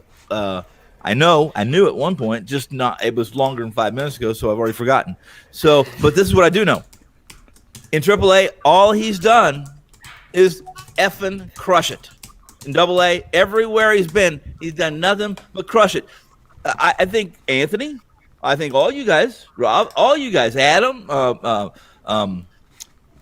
Mr. Guadalajara, you all know that doesn't necessarily translate to the big boy league. So it's always fun. That's always the thing I really enjoy most about prospects coming up. Not that I either caught him on the right day, the right start, the right turn, is what translates, what doesn't, and how they handle it. That's the soap opera that I like the best. Yeah, it's good stuff, Tony. To your point, Tony. Yeah, he's crushed it in 3 starts in the big leagues this year. So hopefully, for my sake, it'll be 4 after tonight because I'm on break. So yeah. All right, well, let me hit my best bet because I've got to go. But I want to say I really, really, really, really, really hope Adam wins his wager tonight. Really, that's really, really, really, really, really, really real. We have a lot in common on the percentages and all of that. And I got a streak going too. And Ronald Acuna, as soon as I saw him in the lineup, pulled that trigger. But I've got a bunch of other baseball plays, and I'll probably have to add another soccer play. I'll give you guys my best bet that I've given out all day on Wake Talk today on the NBA show, and it's Joe Harris. Yeah, I'm fine with James Harden coming back because creates more space for him. 14.5 points is the number everywhere unless it's changed over the last few hours. But he averaged 14.1 points this season over the course of it. It was up to nearly 15 at home. He's shooting 45% from 3 this postseason, despite the fact that he was 3 for 13 in Milwaukee. And he was terrible in Milwaukee. He was 1 of 6 from 2-point range, combined for 11 points. So 5.5 per game in those losses. I had success with Marcus Morris Sr. last night bouncing back. I think Harris is going to be a factor. He knows he's going to have to be a factor whether Harden's in there or not. So give me 15 points with him, and I'll be a nice winner. So that's what I will share. And I must leave because there can only be one Tony at a time, and Tony Finn predates me. So now hold it. What are you trying to say? I'm saying I got to go eat dinner. Okay, man. All right. You guys have a good night, Tony. Good luck, Tony. Have a wonderful night tonight. I'll probably join you tomorrow and possibly Friday too. So awesome. All right. Look forward to it. Have a good night, luck, guys. Especially you. All right. Be good. Do you guys notice that on the show, I have the nicest tan and the top row looks tan and the bottom row looks pale? I don't know why I would look pale. I mean, I'm Northern European. I've had plenty of amphetamine in my blood going. I don't know why I look pale. Tony, Kansas is not in Northern Europe. I mean, I'm an expert on Portugal and Hungary after interviewing Adam Trigger this morning. I know exactly where they are, and they're nowhere close to Kansas. Well, I wasn't conceived in Kansas. I was conceived in Northern Europe. You might not have been conceived.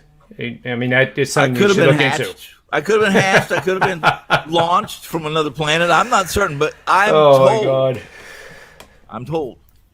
I think it's this light that's in my face, but no question, the move back from Hollywood, Florida, back to Adam. All the girls in the chat room, Adam, say you look great. Don't worry about that. It's me they're worried about. Yeah, I'm back in the Northeast.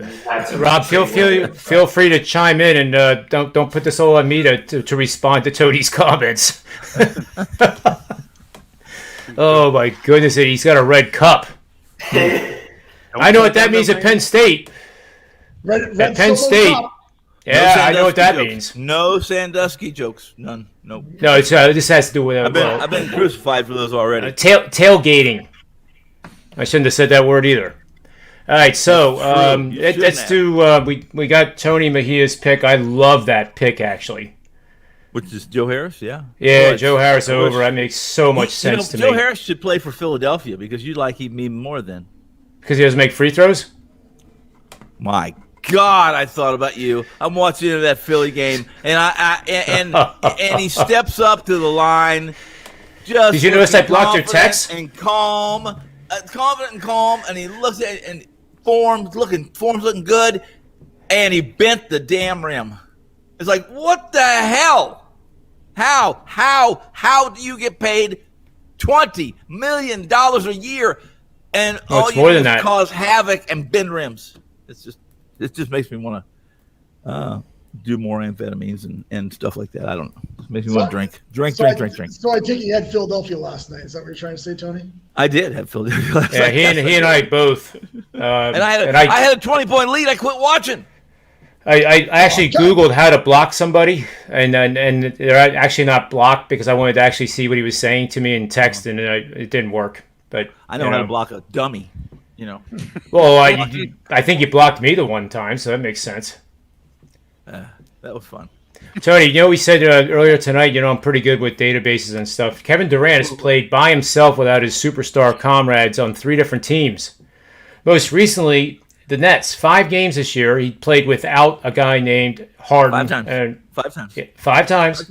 How many did without Harden. How many did and I actually didn't finish that part of what I was talking about. Okay. But this is kind of interesting. I know you don't put much in the plus-minus rating, but you're going to have to listen to it anyway. Okay. But Harden and Kyrie Irving out and only Durant on the floor. 5 games. 4-1 straight up against the spread. Against the spread, they killed the number. It wasn't even close. The loss was by half a point. What's the caveat? Well, Oklahoma City was the one they lost to by half a point. What's the other on caveat? The spread? What's the other caveat? This is BS because it's not a big sample size. Well, no, I think that's a fairly large sample size actually, John, because you just don't lose, your two your 3-star players. It wasn't all because of injury, but you're right. But the caveat is that it's regular season. It means squat. Absolutely. Well, I'm going to finish anyway because now I'm upset. I'm sorry. I like presenting these numbers. I mean, these numbers are important to me. They're my friends. Oh, you're right. All right, so these situations, Durant. Here's what I have written in my notes. Durant has risen to the challenge in these situations, picking up his team on his shoulders, scoring an average of 34 points per game, 63% field goal shooting, which is 5% higher than Ben Simmons, made 53% of his 3-point shot attempts, which is right on Ben Simmons' free throw shooting, and an incredible 73 plus in the plus-minus rating. He also kept his teammates in the game, Tony, averaging 7.4 assists per game and 6 rebounds per game. What do you think of that? No, so I think we take Kevin Durant's prop and just bet him. Well, I had those numbers close. I mean, it wasn't verbatim and as well put and well said and well organized as you did it. However, I presented that same kind of scenario, threw it out there, and I said, "Listen, it is what it is. Use it as you see fit, or use it as you see it as you believe it applies." However, I don't think it applies. It doesn't apply for 2 reasons. One, it didn't apply to the proposition I was proposing, or the play, should I say, John? And that was, let's look at, before I go there, I'll just go here. It's regular season, and it's a different animal. It's a different animal officiated. It's completely officiated differently. It's in those games you probably saw, and I don't have the stats and I don't have the box scores and the minutes, but I have a feeling that The minutes won't be played the same way they were played with those players. And I said, really, all that I heard people all morning long, guys. I put the radio on because I knew what the talk was going to be. What was the chatter going to be on talk radio? It was going to be, what the hell is the Nets going to do now? Because Durant's all by himself and he's on an island, et cetera, et cetera. And they all said that really that it didn't fall on Durant, that it's going to fall on the cast of characters, the rotations, et cetera, et cetera. And so when I got in here, I said I respectfully disagree. Everything that happens tonight rests on Durant. And they said, well, how can you say that? I said, well, because how Durant performs is how the rest of them are going to perform. The better he performs, the easier it is for them to perform above and beyond their pay grade. And more importantly, they have to win when Durant's off the floor. That's true. And you're going to figure it's going to be 12 minutes. Those 12 minutes, let's keep track of those 12 minutes. Look at the plus minuses then. Let's do it. Yeah. Those are and I said, really, if you don't believe that, then that it doesn't rest on Durant, then let's just pack this bitch in right now and move on to Game 6. Let's just call it a loss and move right the F on to Game 6. Why play it? Because can you forfeit a playoff game? That's a good question. I'm being serious. Can you? No, you can? You can forfeit anything you want. You can get a divorce before you even marry if you want. You can forfeit. Oh, in Vegas, that might be true. I think. It's called an annulment. Well, do you guys know if that rule actually exists? If you have more than 7 guys to play, don't you have to play? No, absolutely not. You don't have to do it. It's very interesting strategy. Damn it, it's America. Do you think I think Steve Nash would be looking for a job tomorrow? No, I'm sure that he would. Listen, Steve Nash is a dummy. This would be a great. It would be. He would just be. He'd just be a voice. He's not gonna. He wouldn't make that decision. He would suggest it maybe, but he wouldn't make that decision. He would. I would. I'd go there and say, listen, there's no. Why would we risk injuring anyone else? Let's give them that time off, and let's just go to the bar and get drunk as a donkey. I think Nash should throw a jersey on. I bet he could still go a few minutes. I bet he could still give some I bet you're right. Oh, I bet you're right. Yeah, he did a few threes for sure. Yeah. Well, whose turn is it for free pick? We did Tony Mejia. Let's do. We'll let Finn go last. So, Adam, give us a quick recap and any promotion that you might have, but realize you're going up against the $2 men here. Finn's $2 man. Yeah, so I guess I'll just throw it out there because I know it expires at midnight. I have all access special that's up on my page from now through the MLB All-Star break. So it's about a month. It's discounted. I think it's $199, so it's much cheaper than it would be for a month of every sport, through then. We already recapped my 4% play tonight that I have posted is on the Atlanta Braves, minus 110. And I have, you guys might laugh at this, I also have a 4% play that I already gave out for free in the WNBA.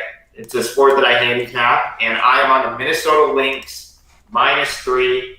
I won't go nuts explaining it because I posted the write-up on my page. So go over to Sports Memo, sm.buzz-tfs, or click on Top Right Sports, and you'll get my full write-up on the Lynx Sky game tonight. And the play that I have posted, again, don't worry about buying it. It is the Atlanta Braves, minus 110 in Major League Baseball. And that special for everything through the All-Star break will be up until midnight.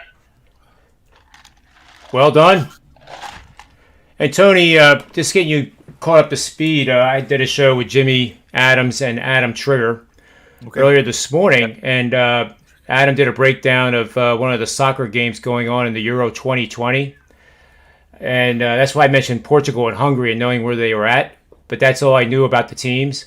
Yep. By the time he got done breaking down the game, I was betting on this guy who I can't remember now. Okay, plus John, 540. Real quick, John. You got to know who Cristiano Ronaldo is, even if you're not a soccer fan. That's like not knowing who Tiger Woods is. I mean, he's like, guys, an icon. But continue. Go ahead.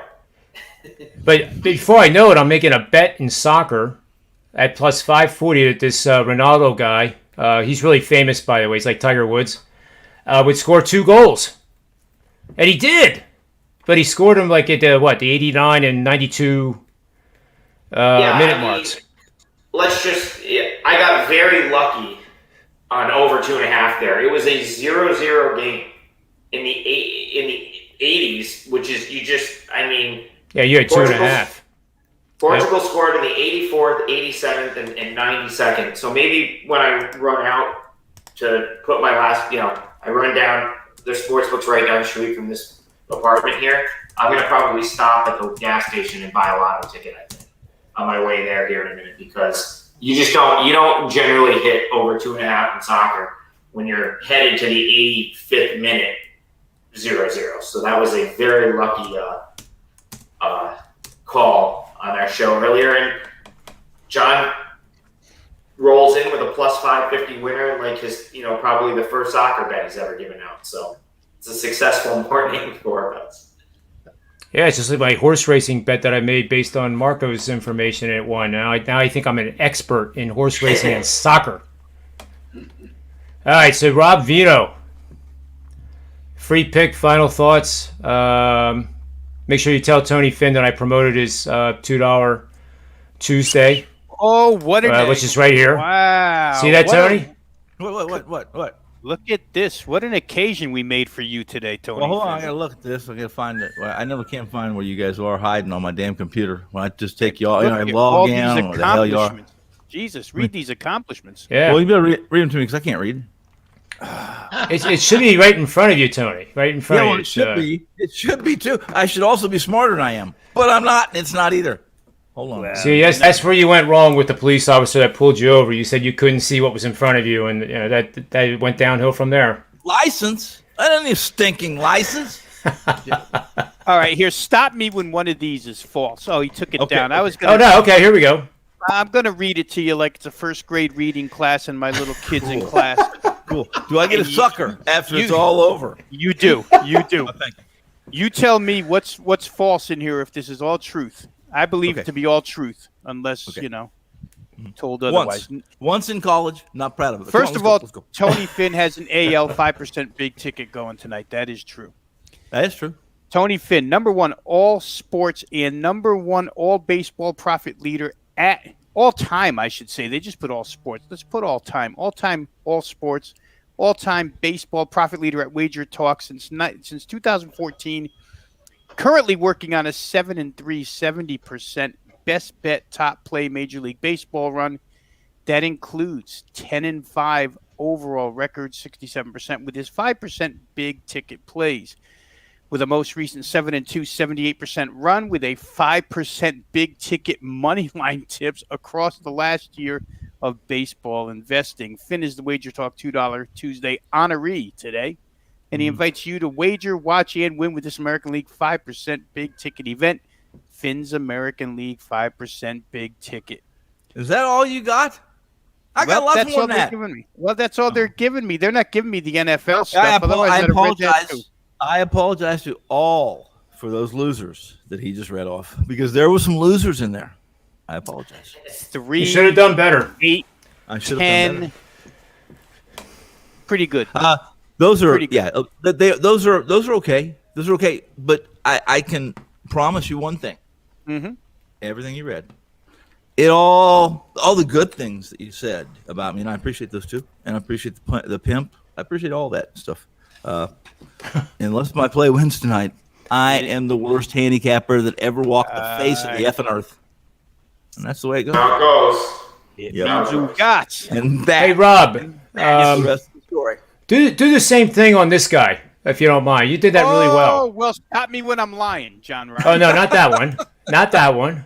Uh-oh. Here. He's going to get some other stuff. Tony can't walk more than a mile from the house without getting pulled over and sent back home. It's true. All right. What was management thinking they put Finn and me up on the same day? What were Well, they were thinking? thinking I might piggyback and get a few of your leftovers, and I appreciate that, John. Yeah. Maybe the hope is that we'll go 1-1. Probably tried Maybe to not. recreate the Tony Randall, Jack Klugman odd couple is what they were trying to recreate here. For those of you old enough, which one would I be? Would I be the neat and smart guy, or would I be the sloppy and drunk you are guy? Oscar Madison, dude. You are Oscar Madison. I mean, look how I'm dressed. A lot of pride in that too. I mean, Felix Unger was. I don't know. I wouldn't want to be him. All right. Oh, yeah, hold on. Here we go, John. Here we go. Yeah. This is more good stuff. Stop me if I lie on any of this. Ryan is 6-0 with top-rated 5-unit best bets, 69% against the spread last 3 NBA playoff seasons, and 71.4% ATS in the month of June with his NBA playoff best bets. His comprehensive research reports always illustrate why this is a bet he is taking to the window and backed by a highly profitable betting angle and system. We know John is big on betting angles and systems.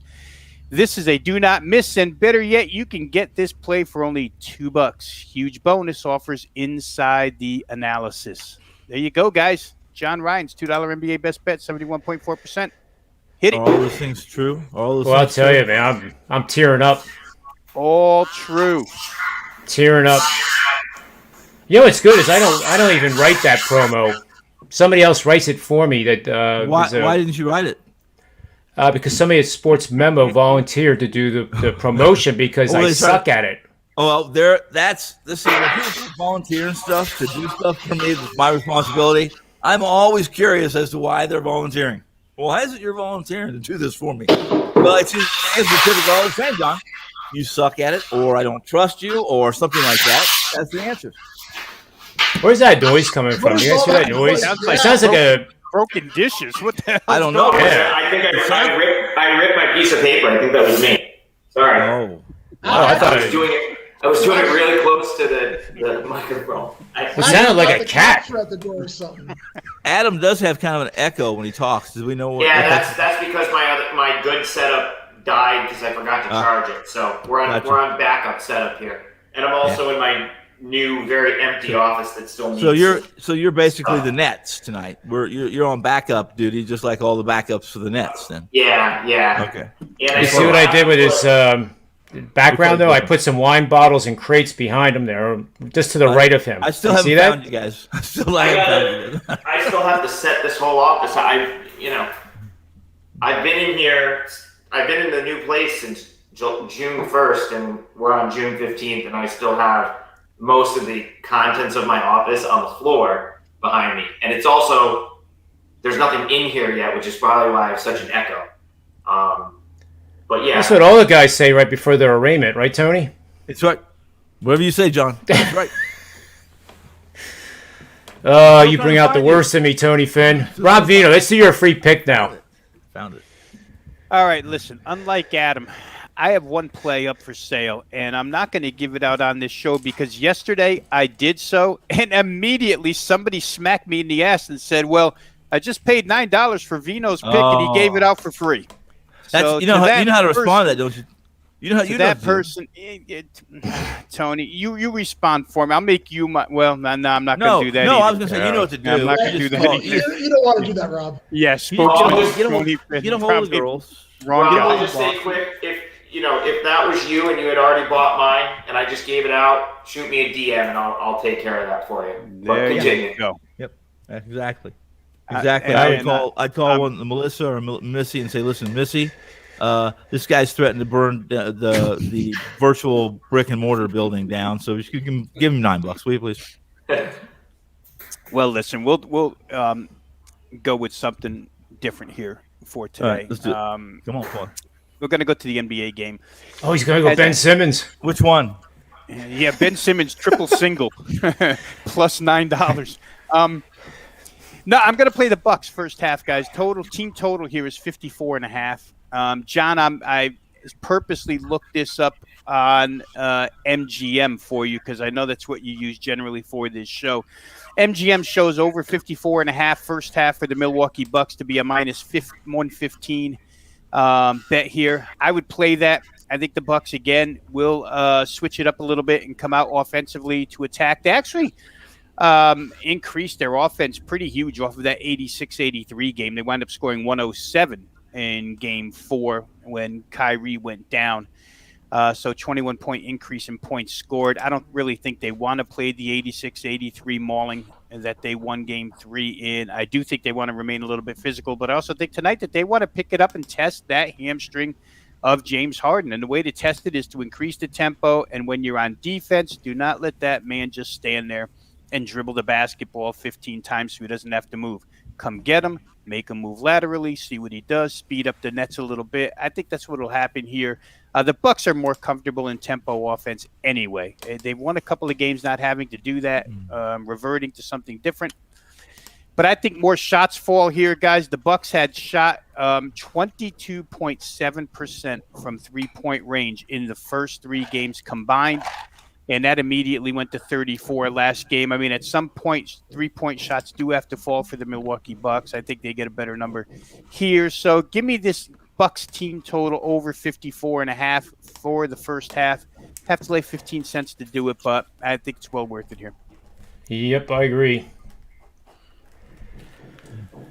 Buster, we haven't let you talk for like the last hour and 15 minutes. So come on. I did all the talking at the beginning of the show, John. So I figured I'd just sit back and listen to everybody. I gave out my best bet there at the beginning, but I'll do it again in the NHL.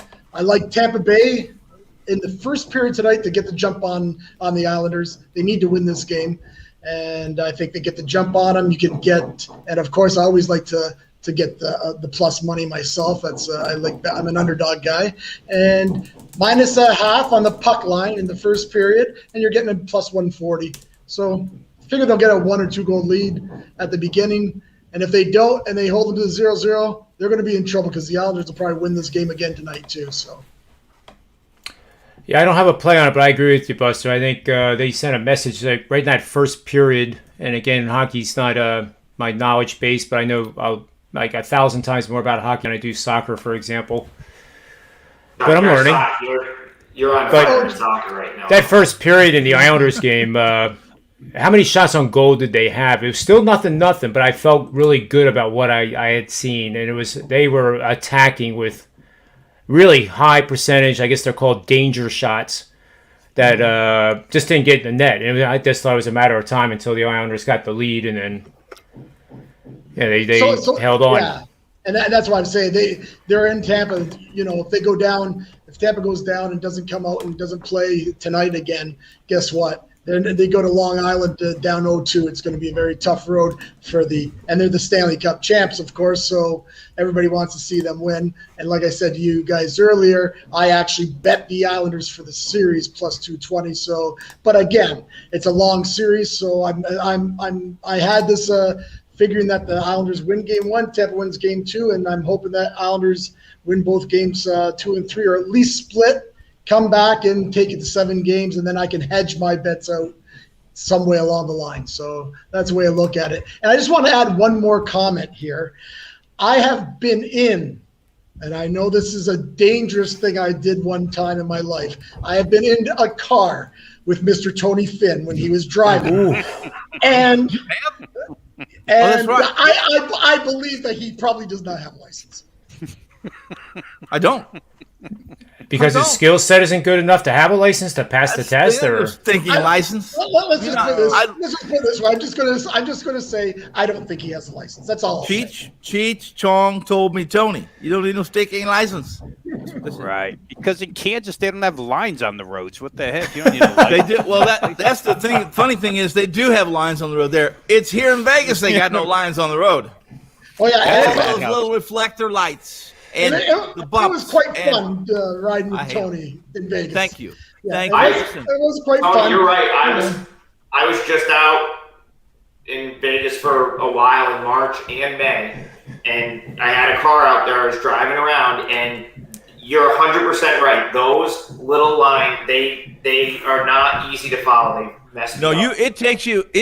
Well, Rob lived here. It takes you at least a year minimum to not hit 3 medians in one day because you don't. They're about this. You don't see them. They're taking left, and we don't have those in the 100%. country. We don't have those damn things in the country. We got dead animals there, but you can run right over those. These medians, they screw you up. But they also typically don't have any police around to pull you over after you've hit something too. So there's the good and the bad, the pros and the cons. Actually, in saying that, I think when I hopped in the car, Tony handed me over a beer and he said, "You're going to need this." I'm sure that. That's thoughtful. Sure. Hey, never say that I don't come prepared. That's no, right. They're always prepared. There's no doubt about it. And everything So, Tony does, he's very prepared. So ahead of time, Tony, when I come out to visit, just know that I'm going I'll rent my own car. It's a tough place. I'll drive your rental car. Don't worry. Come pick me up. I'll drive it. And you follow behind me. I don't want to be behind you.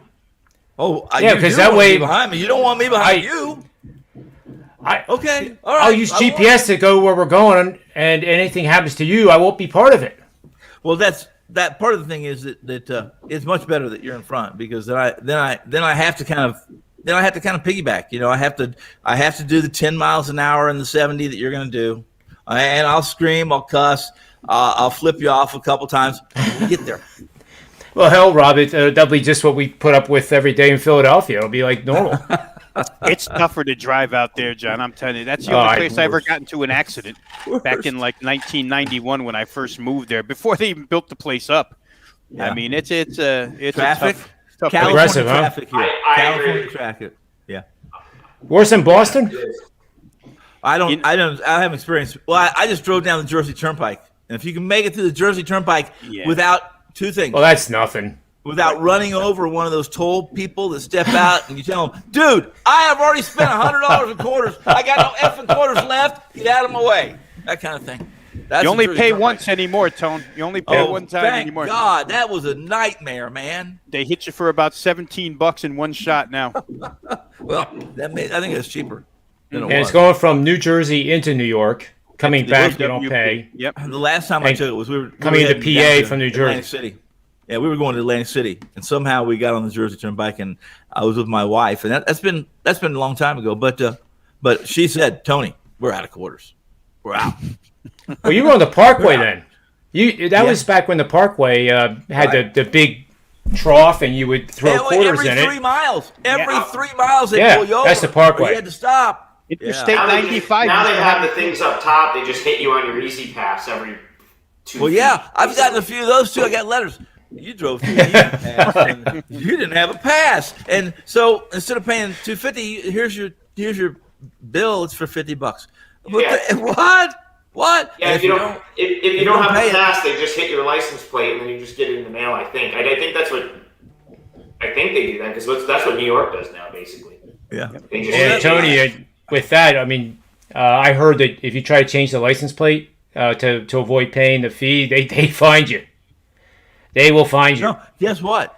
I switched license plate here in Vegas once, because it was right at the first of the pandemic. We wouldn't let us go down. I said, "Well, I'm not going to get. I'm not paying. I'm not using this expired plate. I'll just put the old license plate from back home on the plate." Got pulled over, and guess what? What? Do you want to know what that fine was? That's shocking. Do you know what it was? $450 for the term was. The term was basically sounded like an extreme felony. That's what it sounded like. And you're only 300 yards away from your house. That's more than $100 a yard. I was in Arizona. I was in Henderson. Oh, I thought. Okay. Well, Don, you should have asked for more than a beer. You should have gotten something stronger. You should have given that beer back and said, "Listen, this ain't enough.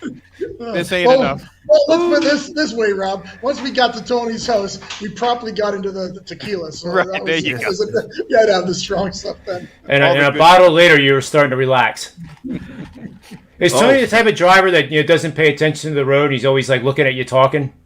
No. That I can't handle. I don't know. I don't think he was paying too much attention to anything. It was just kind of, I would say, Tony, I got to stop here first. We stopped at this little mall. Relax. I got a Tesla. I got a Tesla. I think it takes us home. It takes us right home. right, so my best bets, and then Tony Finn. I don't know if we should even let him do best bets tonight. You probably shouldn't. I'm going to do one anyway, whether you have me on there or not. I'll just talk to myself, and then I'll leave. So Blake Griffin, I'm going over 18.5 points. PRA.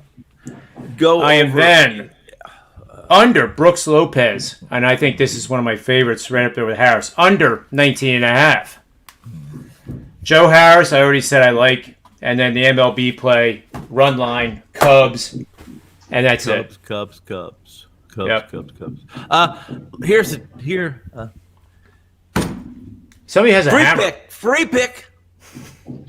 What was my free pick yesterday? It was Pittsburgh Pirates because Lester was on the mound. Yep. And we had our opportunities in that one. It would have been a nice dog win tonight. There's a guy. He's not as quiet as Porus, not as quite as old as me or John Lester. He is probably a little more talented than me, maybe a little bit more than John Lester. But he's not the same guy that he was the first year that he spent with the Washington Nationals, which is what year? 19, when they had a pretty good staff and they actually swept the St. Louis Cardinals, went on to win the World Series. He's pitching tonight, and I get Tyler Anderson. Now, who knows something about Tyler Anderson? Tyler Anderson we know what we're going to get with Tyler Anderson.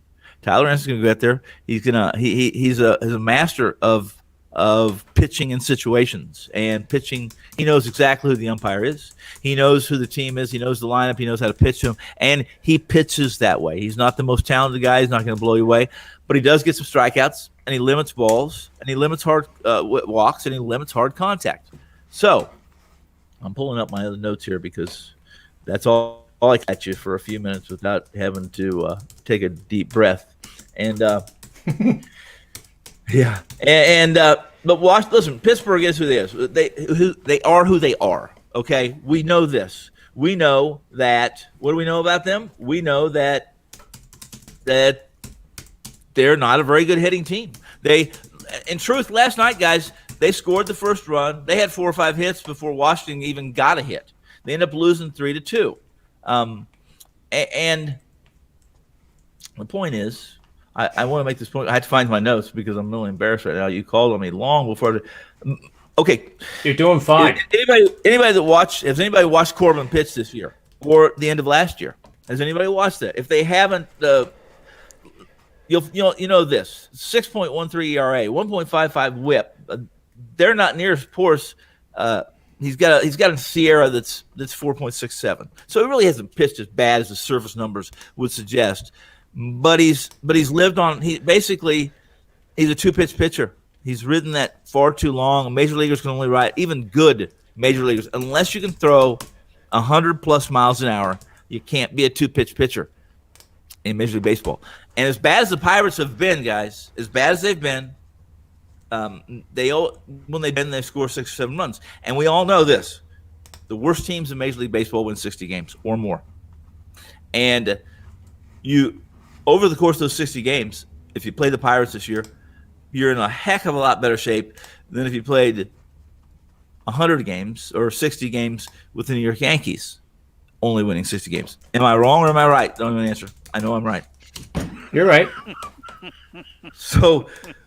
$1.55 tonight. I get Tyler Anderson, who Mr. Guadalajara would trust driving much more than me. Who wants to take me home? And between me and Anderson, Buster would pick Anderson, and he would make the good decision. That's a good decision. The odds are he's going to get home much safer with Anderson than with me. And I'm telling you right now, you can shoot me.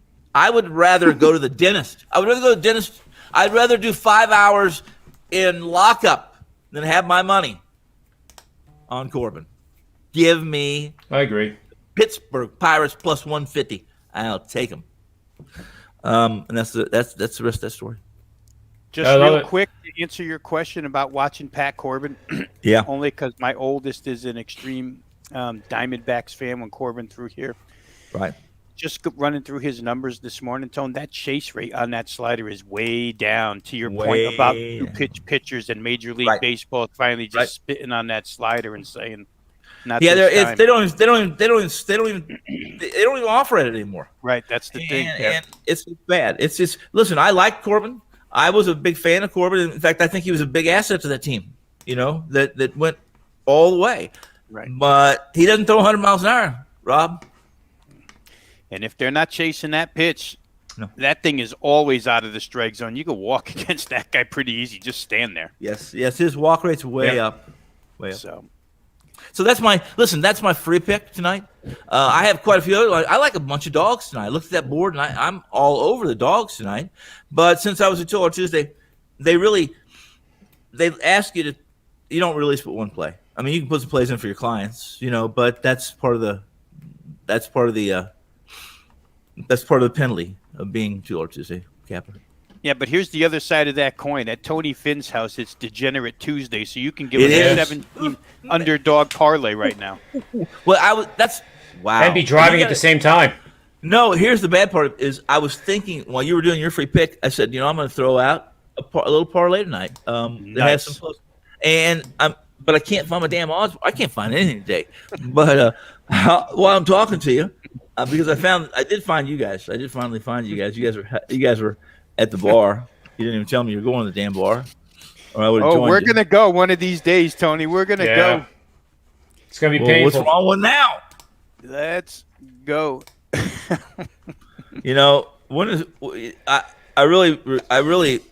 I hate saying this because I don't think it will be a big shock, but very soon, guys, we'll get to the show, and then they're going to have this. There's going to be a bar, whether it's in Guadalajara with Don Buster, or whether it's in the Buffalo Ghetto with John Vegas Kelly, or whether we're in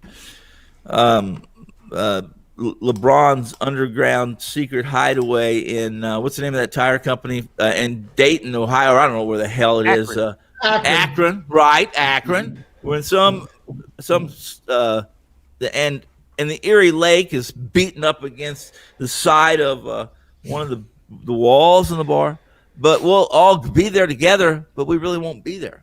We'll be there virtually, and it's just not the same. Your therapist told you this? Well, my only therapist I have, and this is the God's truth, guys. Okay, listen. My wife says something. My wife says something to me and say that you need therapy, and I say, honey, you're the only one that can cure me. That's a sweet thing to say. I know. I do the double wink. That's a sweet thing to say. It never works. That used to work. It didn't work anymore. As long as you don't have your fingers crossed behind your back, that's a nice thing to say. Mm-hmm. I cross my eyes. That's the same thing. Oh, honey, you're the only one who can fix me. Like that. Norman Bates. I mean, how can you not buy this guy's picks? I don't know. I'm going to start using that. Tony Finn's cross-eyed pick of the day. Yeah, I've seen the card real good this week. Whoa. All right, so I guess that's a cue to end this show. Okay. All right. Okay. Well, good luck with all your bets tonight, guys. And you too. Thanks you too, Don. And how's the weather down there in Guadalajara? We're good down here. It's not Guadalajara, but I'm in Mexico. But yeah, it's you're it's close. Nice. You're closer to Guadalajara than we are. It's good. I'm actually heading back to Canada in a few weeks, so we'll see what if the government's going to allow no quarantine. So we'll see what happens. If not, I'll be down here for another month or so. So you have to quarantine. If you have to quarantine, can't you just say, "Okay, I promise"? Yeah, you can. Yeah, for sure you can. Yeah, for sure, I promise. Well, but you know what? I was telling earlier. I'm good to go now. So got both shots, so we're good to go. Good stuff. So there'll be no mask. There'll be none of that stuff. You know what? I'm good to go. Only wear a mask when they put a gun to my head somewhere, like on a plane. I'm only wear a mask when I do put a gun to your head. That's when I wear a mask. Yeah, exactly.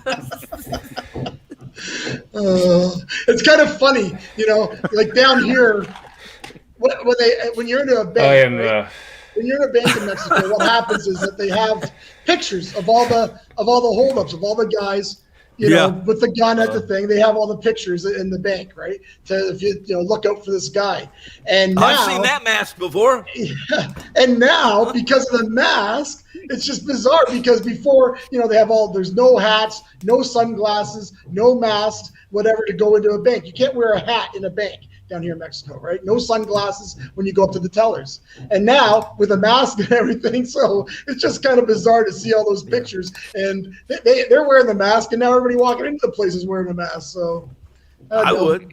It's a different way of life, that's for sure. But we love it, so it's all good. Life is good. Yes, during this, Rob, during this, when you and I weren't talking, the numbers hit the show high. Bam! So I guess we'll have to stop giving out good betting advice and talk about driving lessons and Mexican bank robberies. Yeah. We're in good shape. Yep, the numbers are still going up. Torrey, you want to say anything else? No, I'm just kidding. Yeah, I do.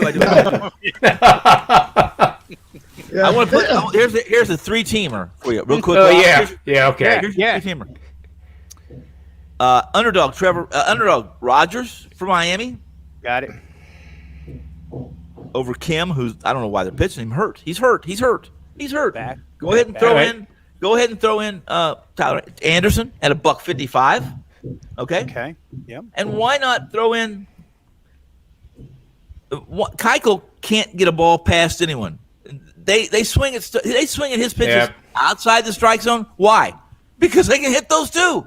And why not take Tampa Bay's rookie? There's your 3-team underdog parlay.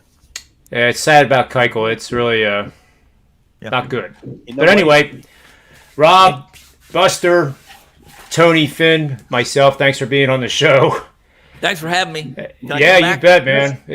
Thank you. We picked up some steam. I guess you were you just had all kinds of pent up energy not being on at the beginning of the show, but the major networks were calling them, and I understand that we are not the major network just yet. But it's a hell of a lot more fun. I did one show today from my patio. I came in just sweating bullets. I said, "This is a bad idea. This is a bad idea. Bad idea." Okay, guys. I can relate to. I remember, in my Wall Street days, appearing on those channels that I can't say. Right. It was miserable. I mean, it was not. It was not good. Dark web stuff. Which I guess before there was a dark web. Find me the dark web and tell me where that place is, because I would go. You guys know I would go. Get the credit score up to 900, all kinds of things, right? I have that taken care of. Haven't we already talked about that? I got that. No, not on the air. We haven't. It's the synthetic stuff they have down there in the door. All right, so for the Predictive Playbook, Rob Vino, Don Buster, Tony Finn, and myself, let's have a highly profitable evening. And as always, don't do anything stupid. Bet within your means, have fun with it, and enjoy the entertainment, because that's what it is. It's entertainment for us to enjoy. So with all that said, we'll see you tomorrow on many different shows that I'll be hosting, and the favorite one of all, Manny's Pub. And last but not least, may all the wins be yours.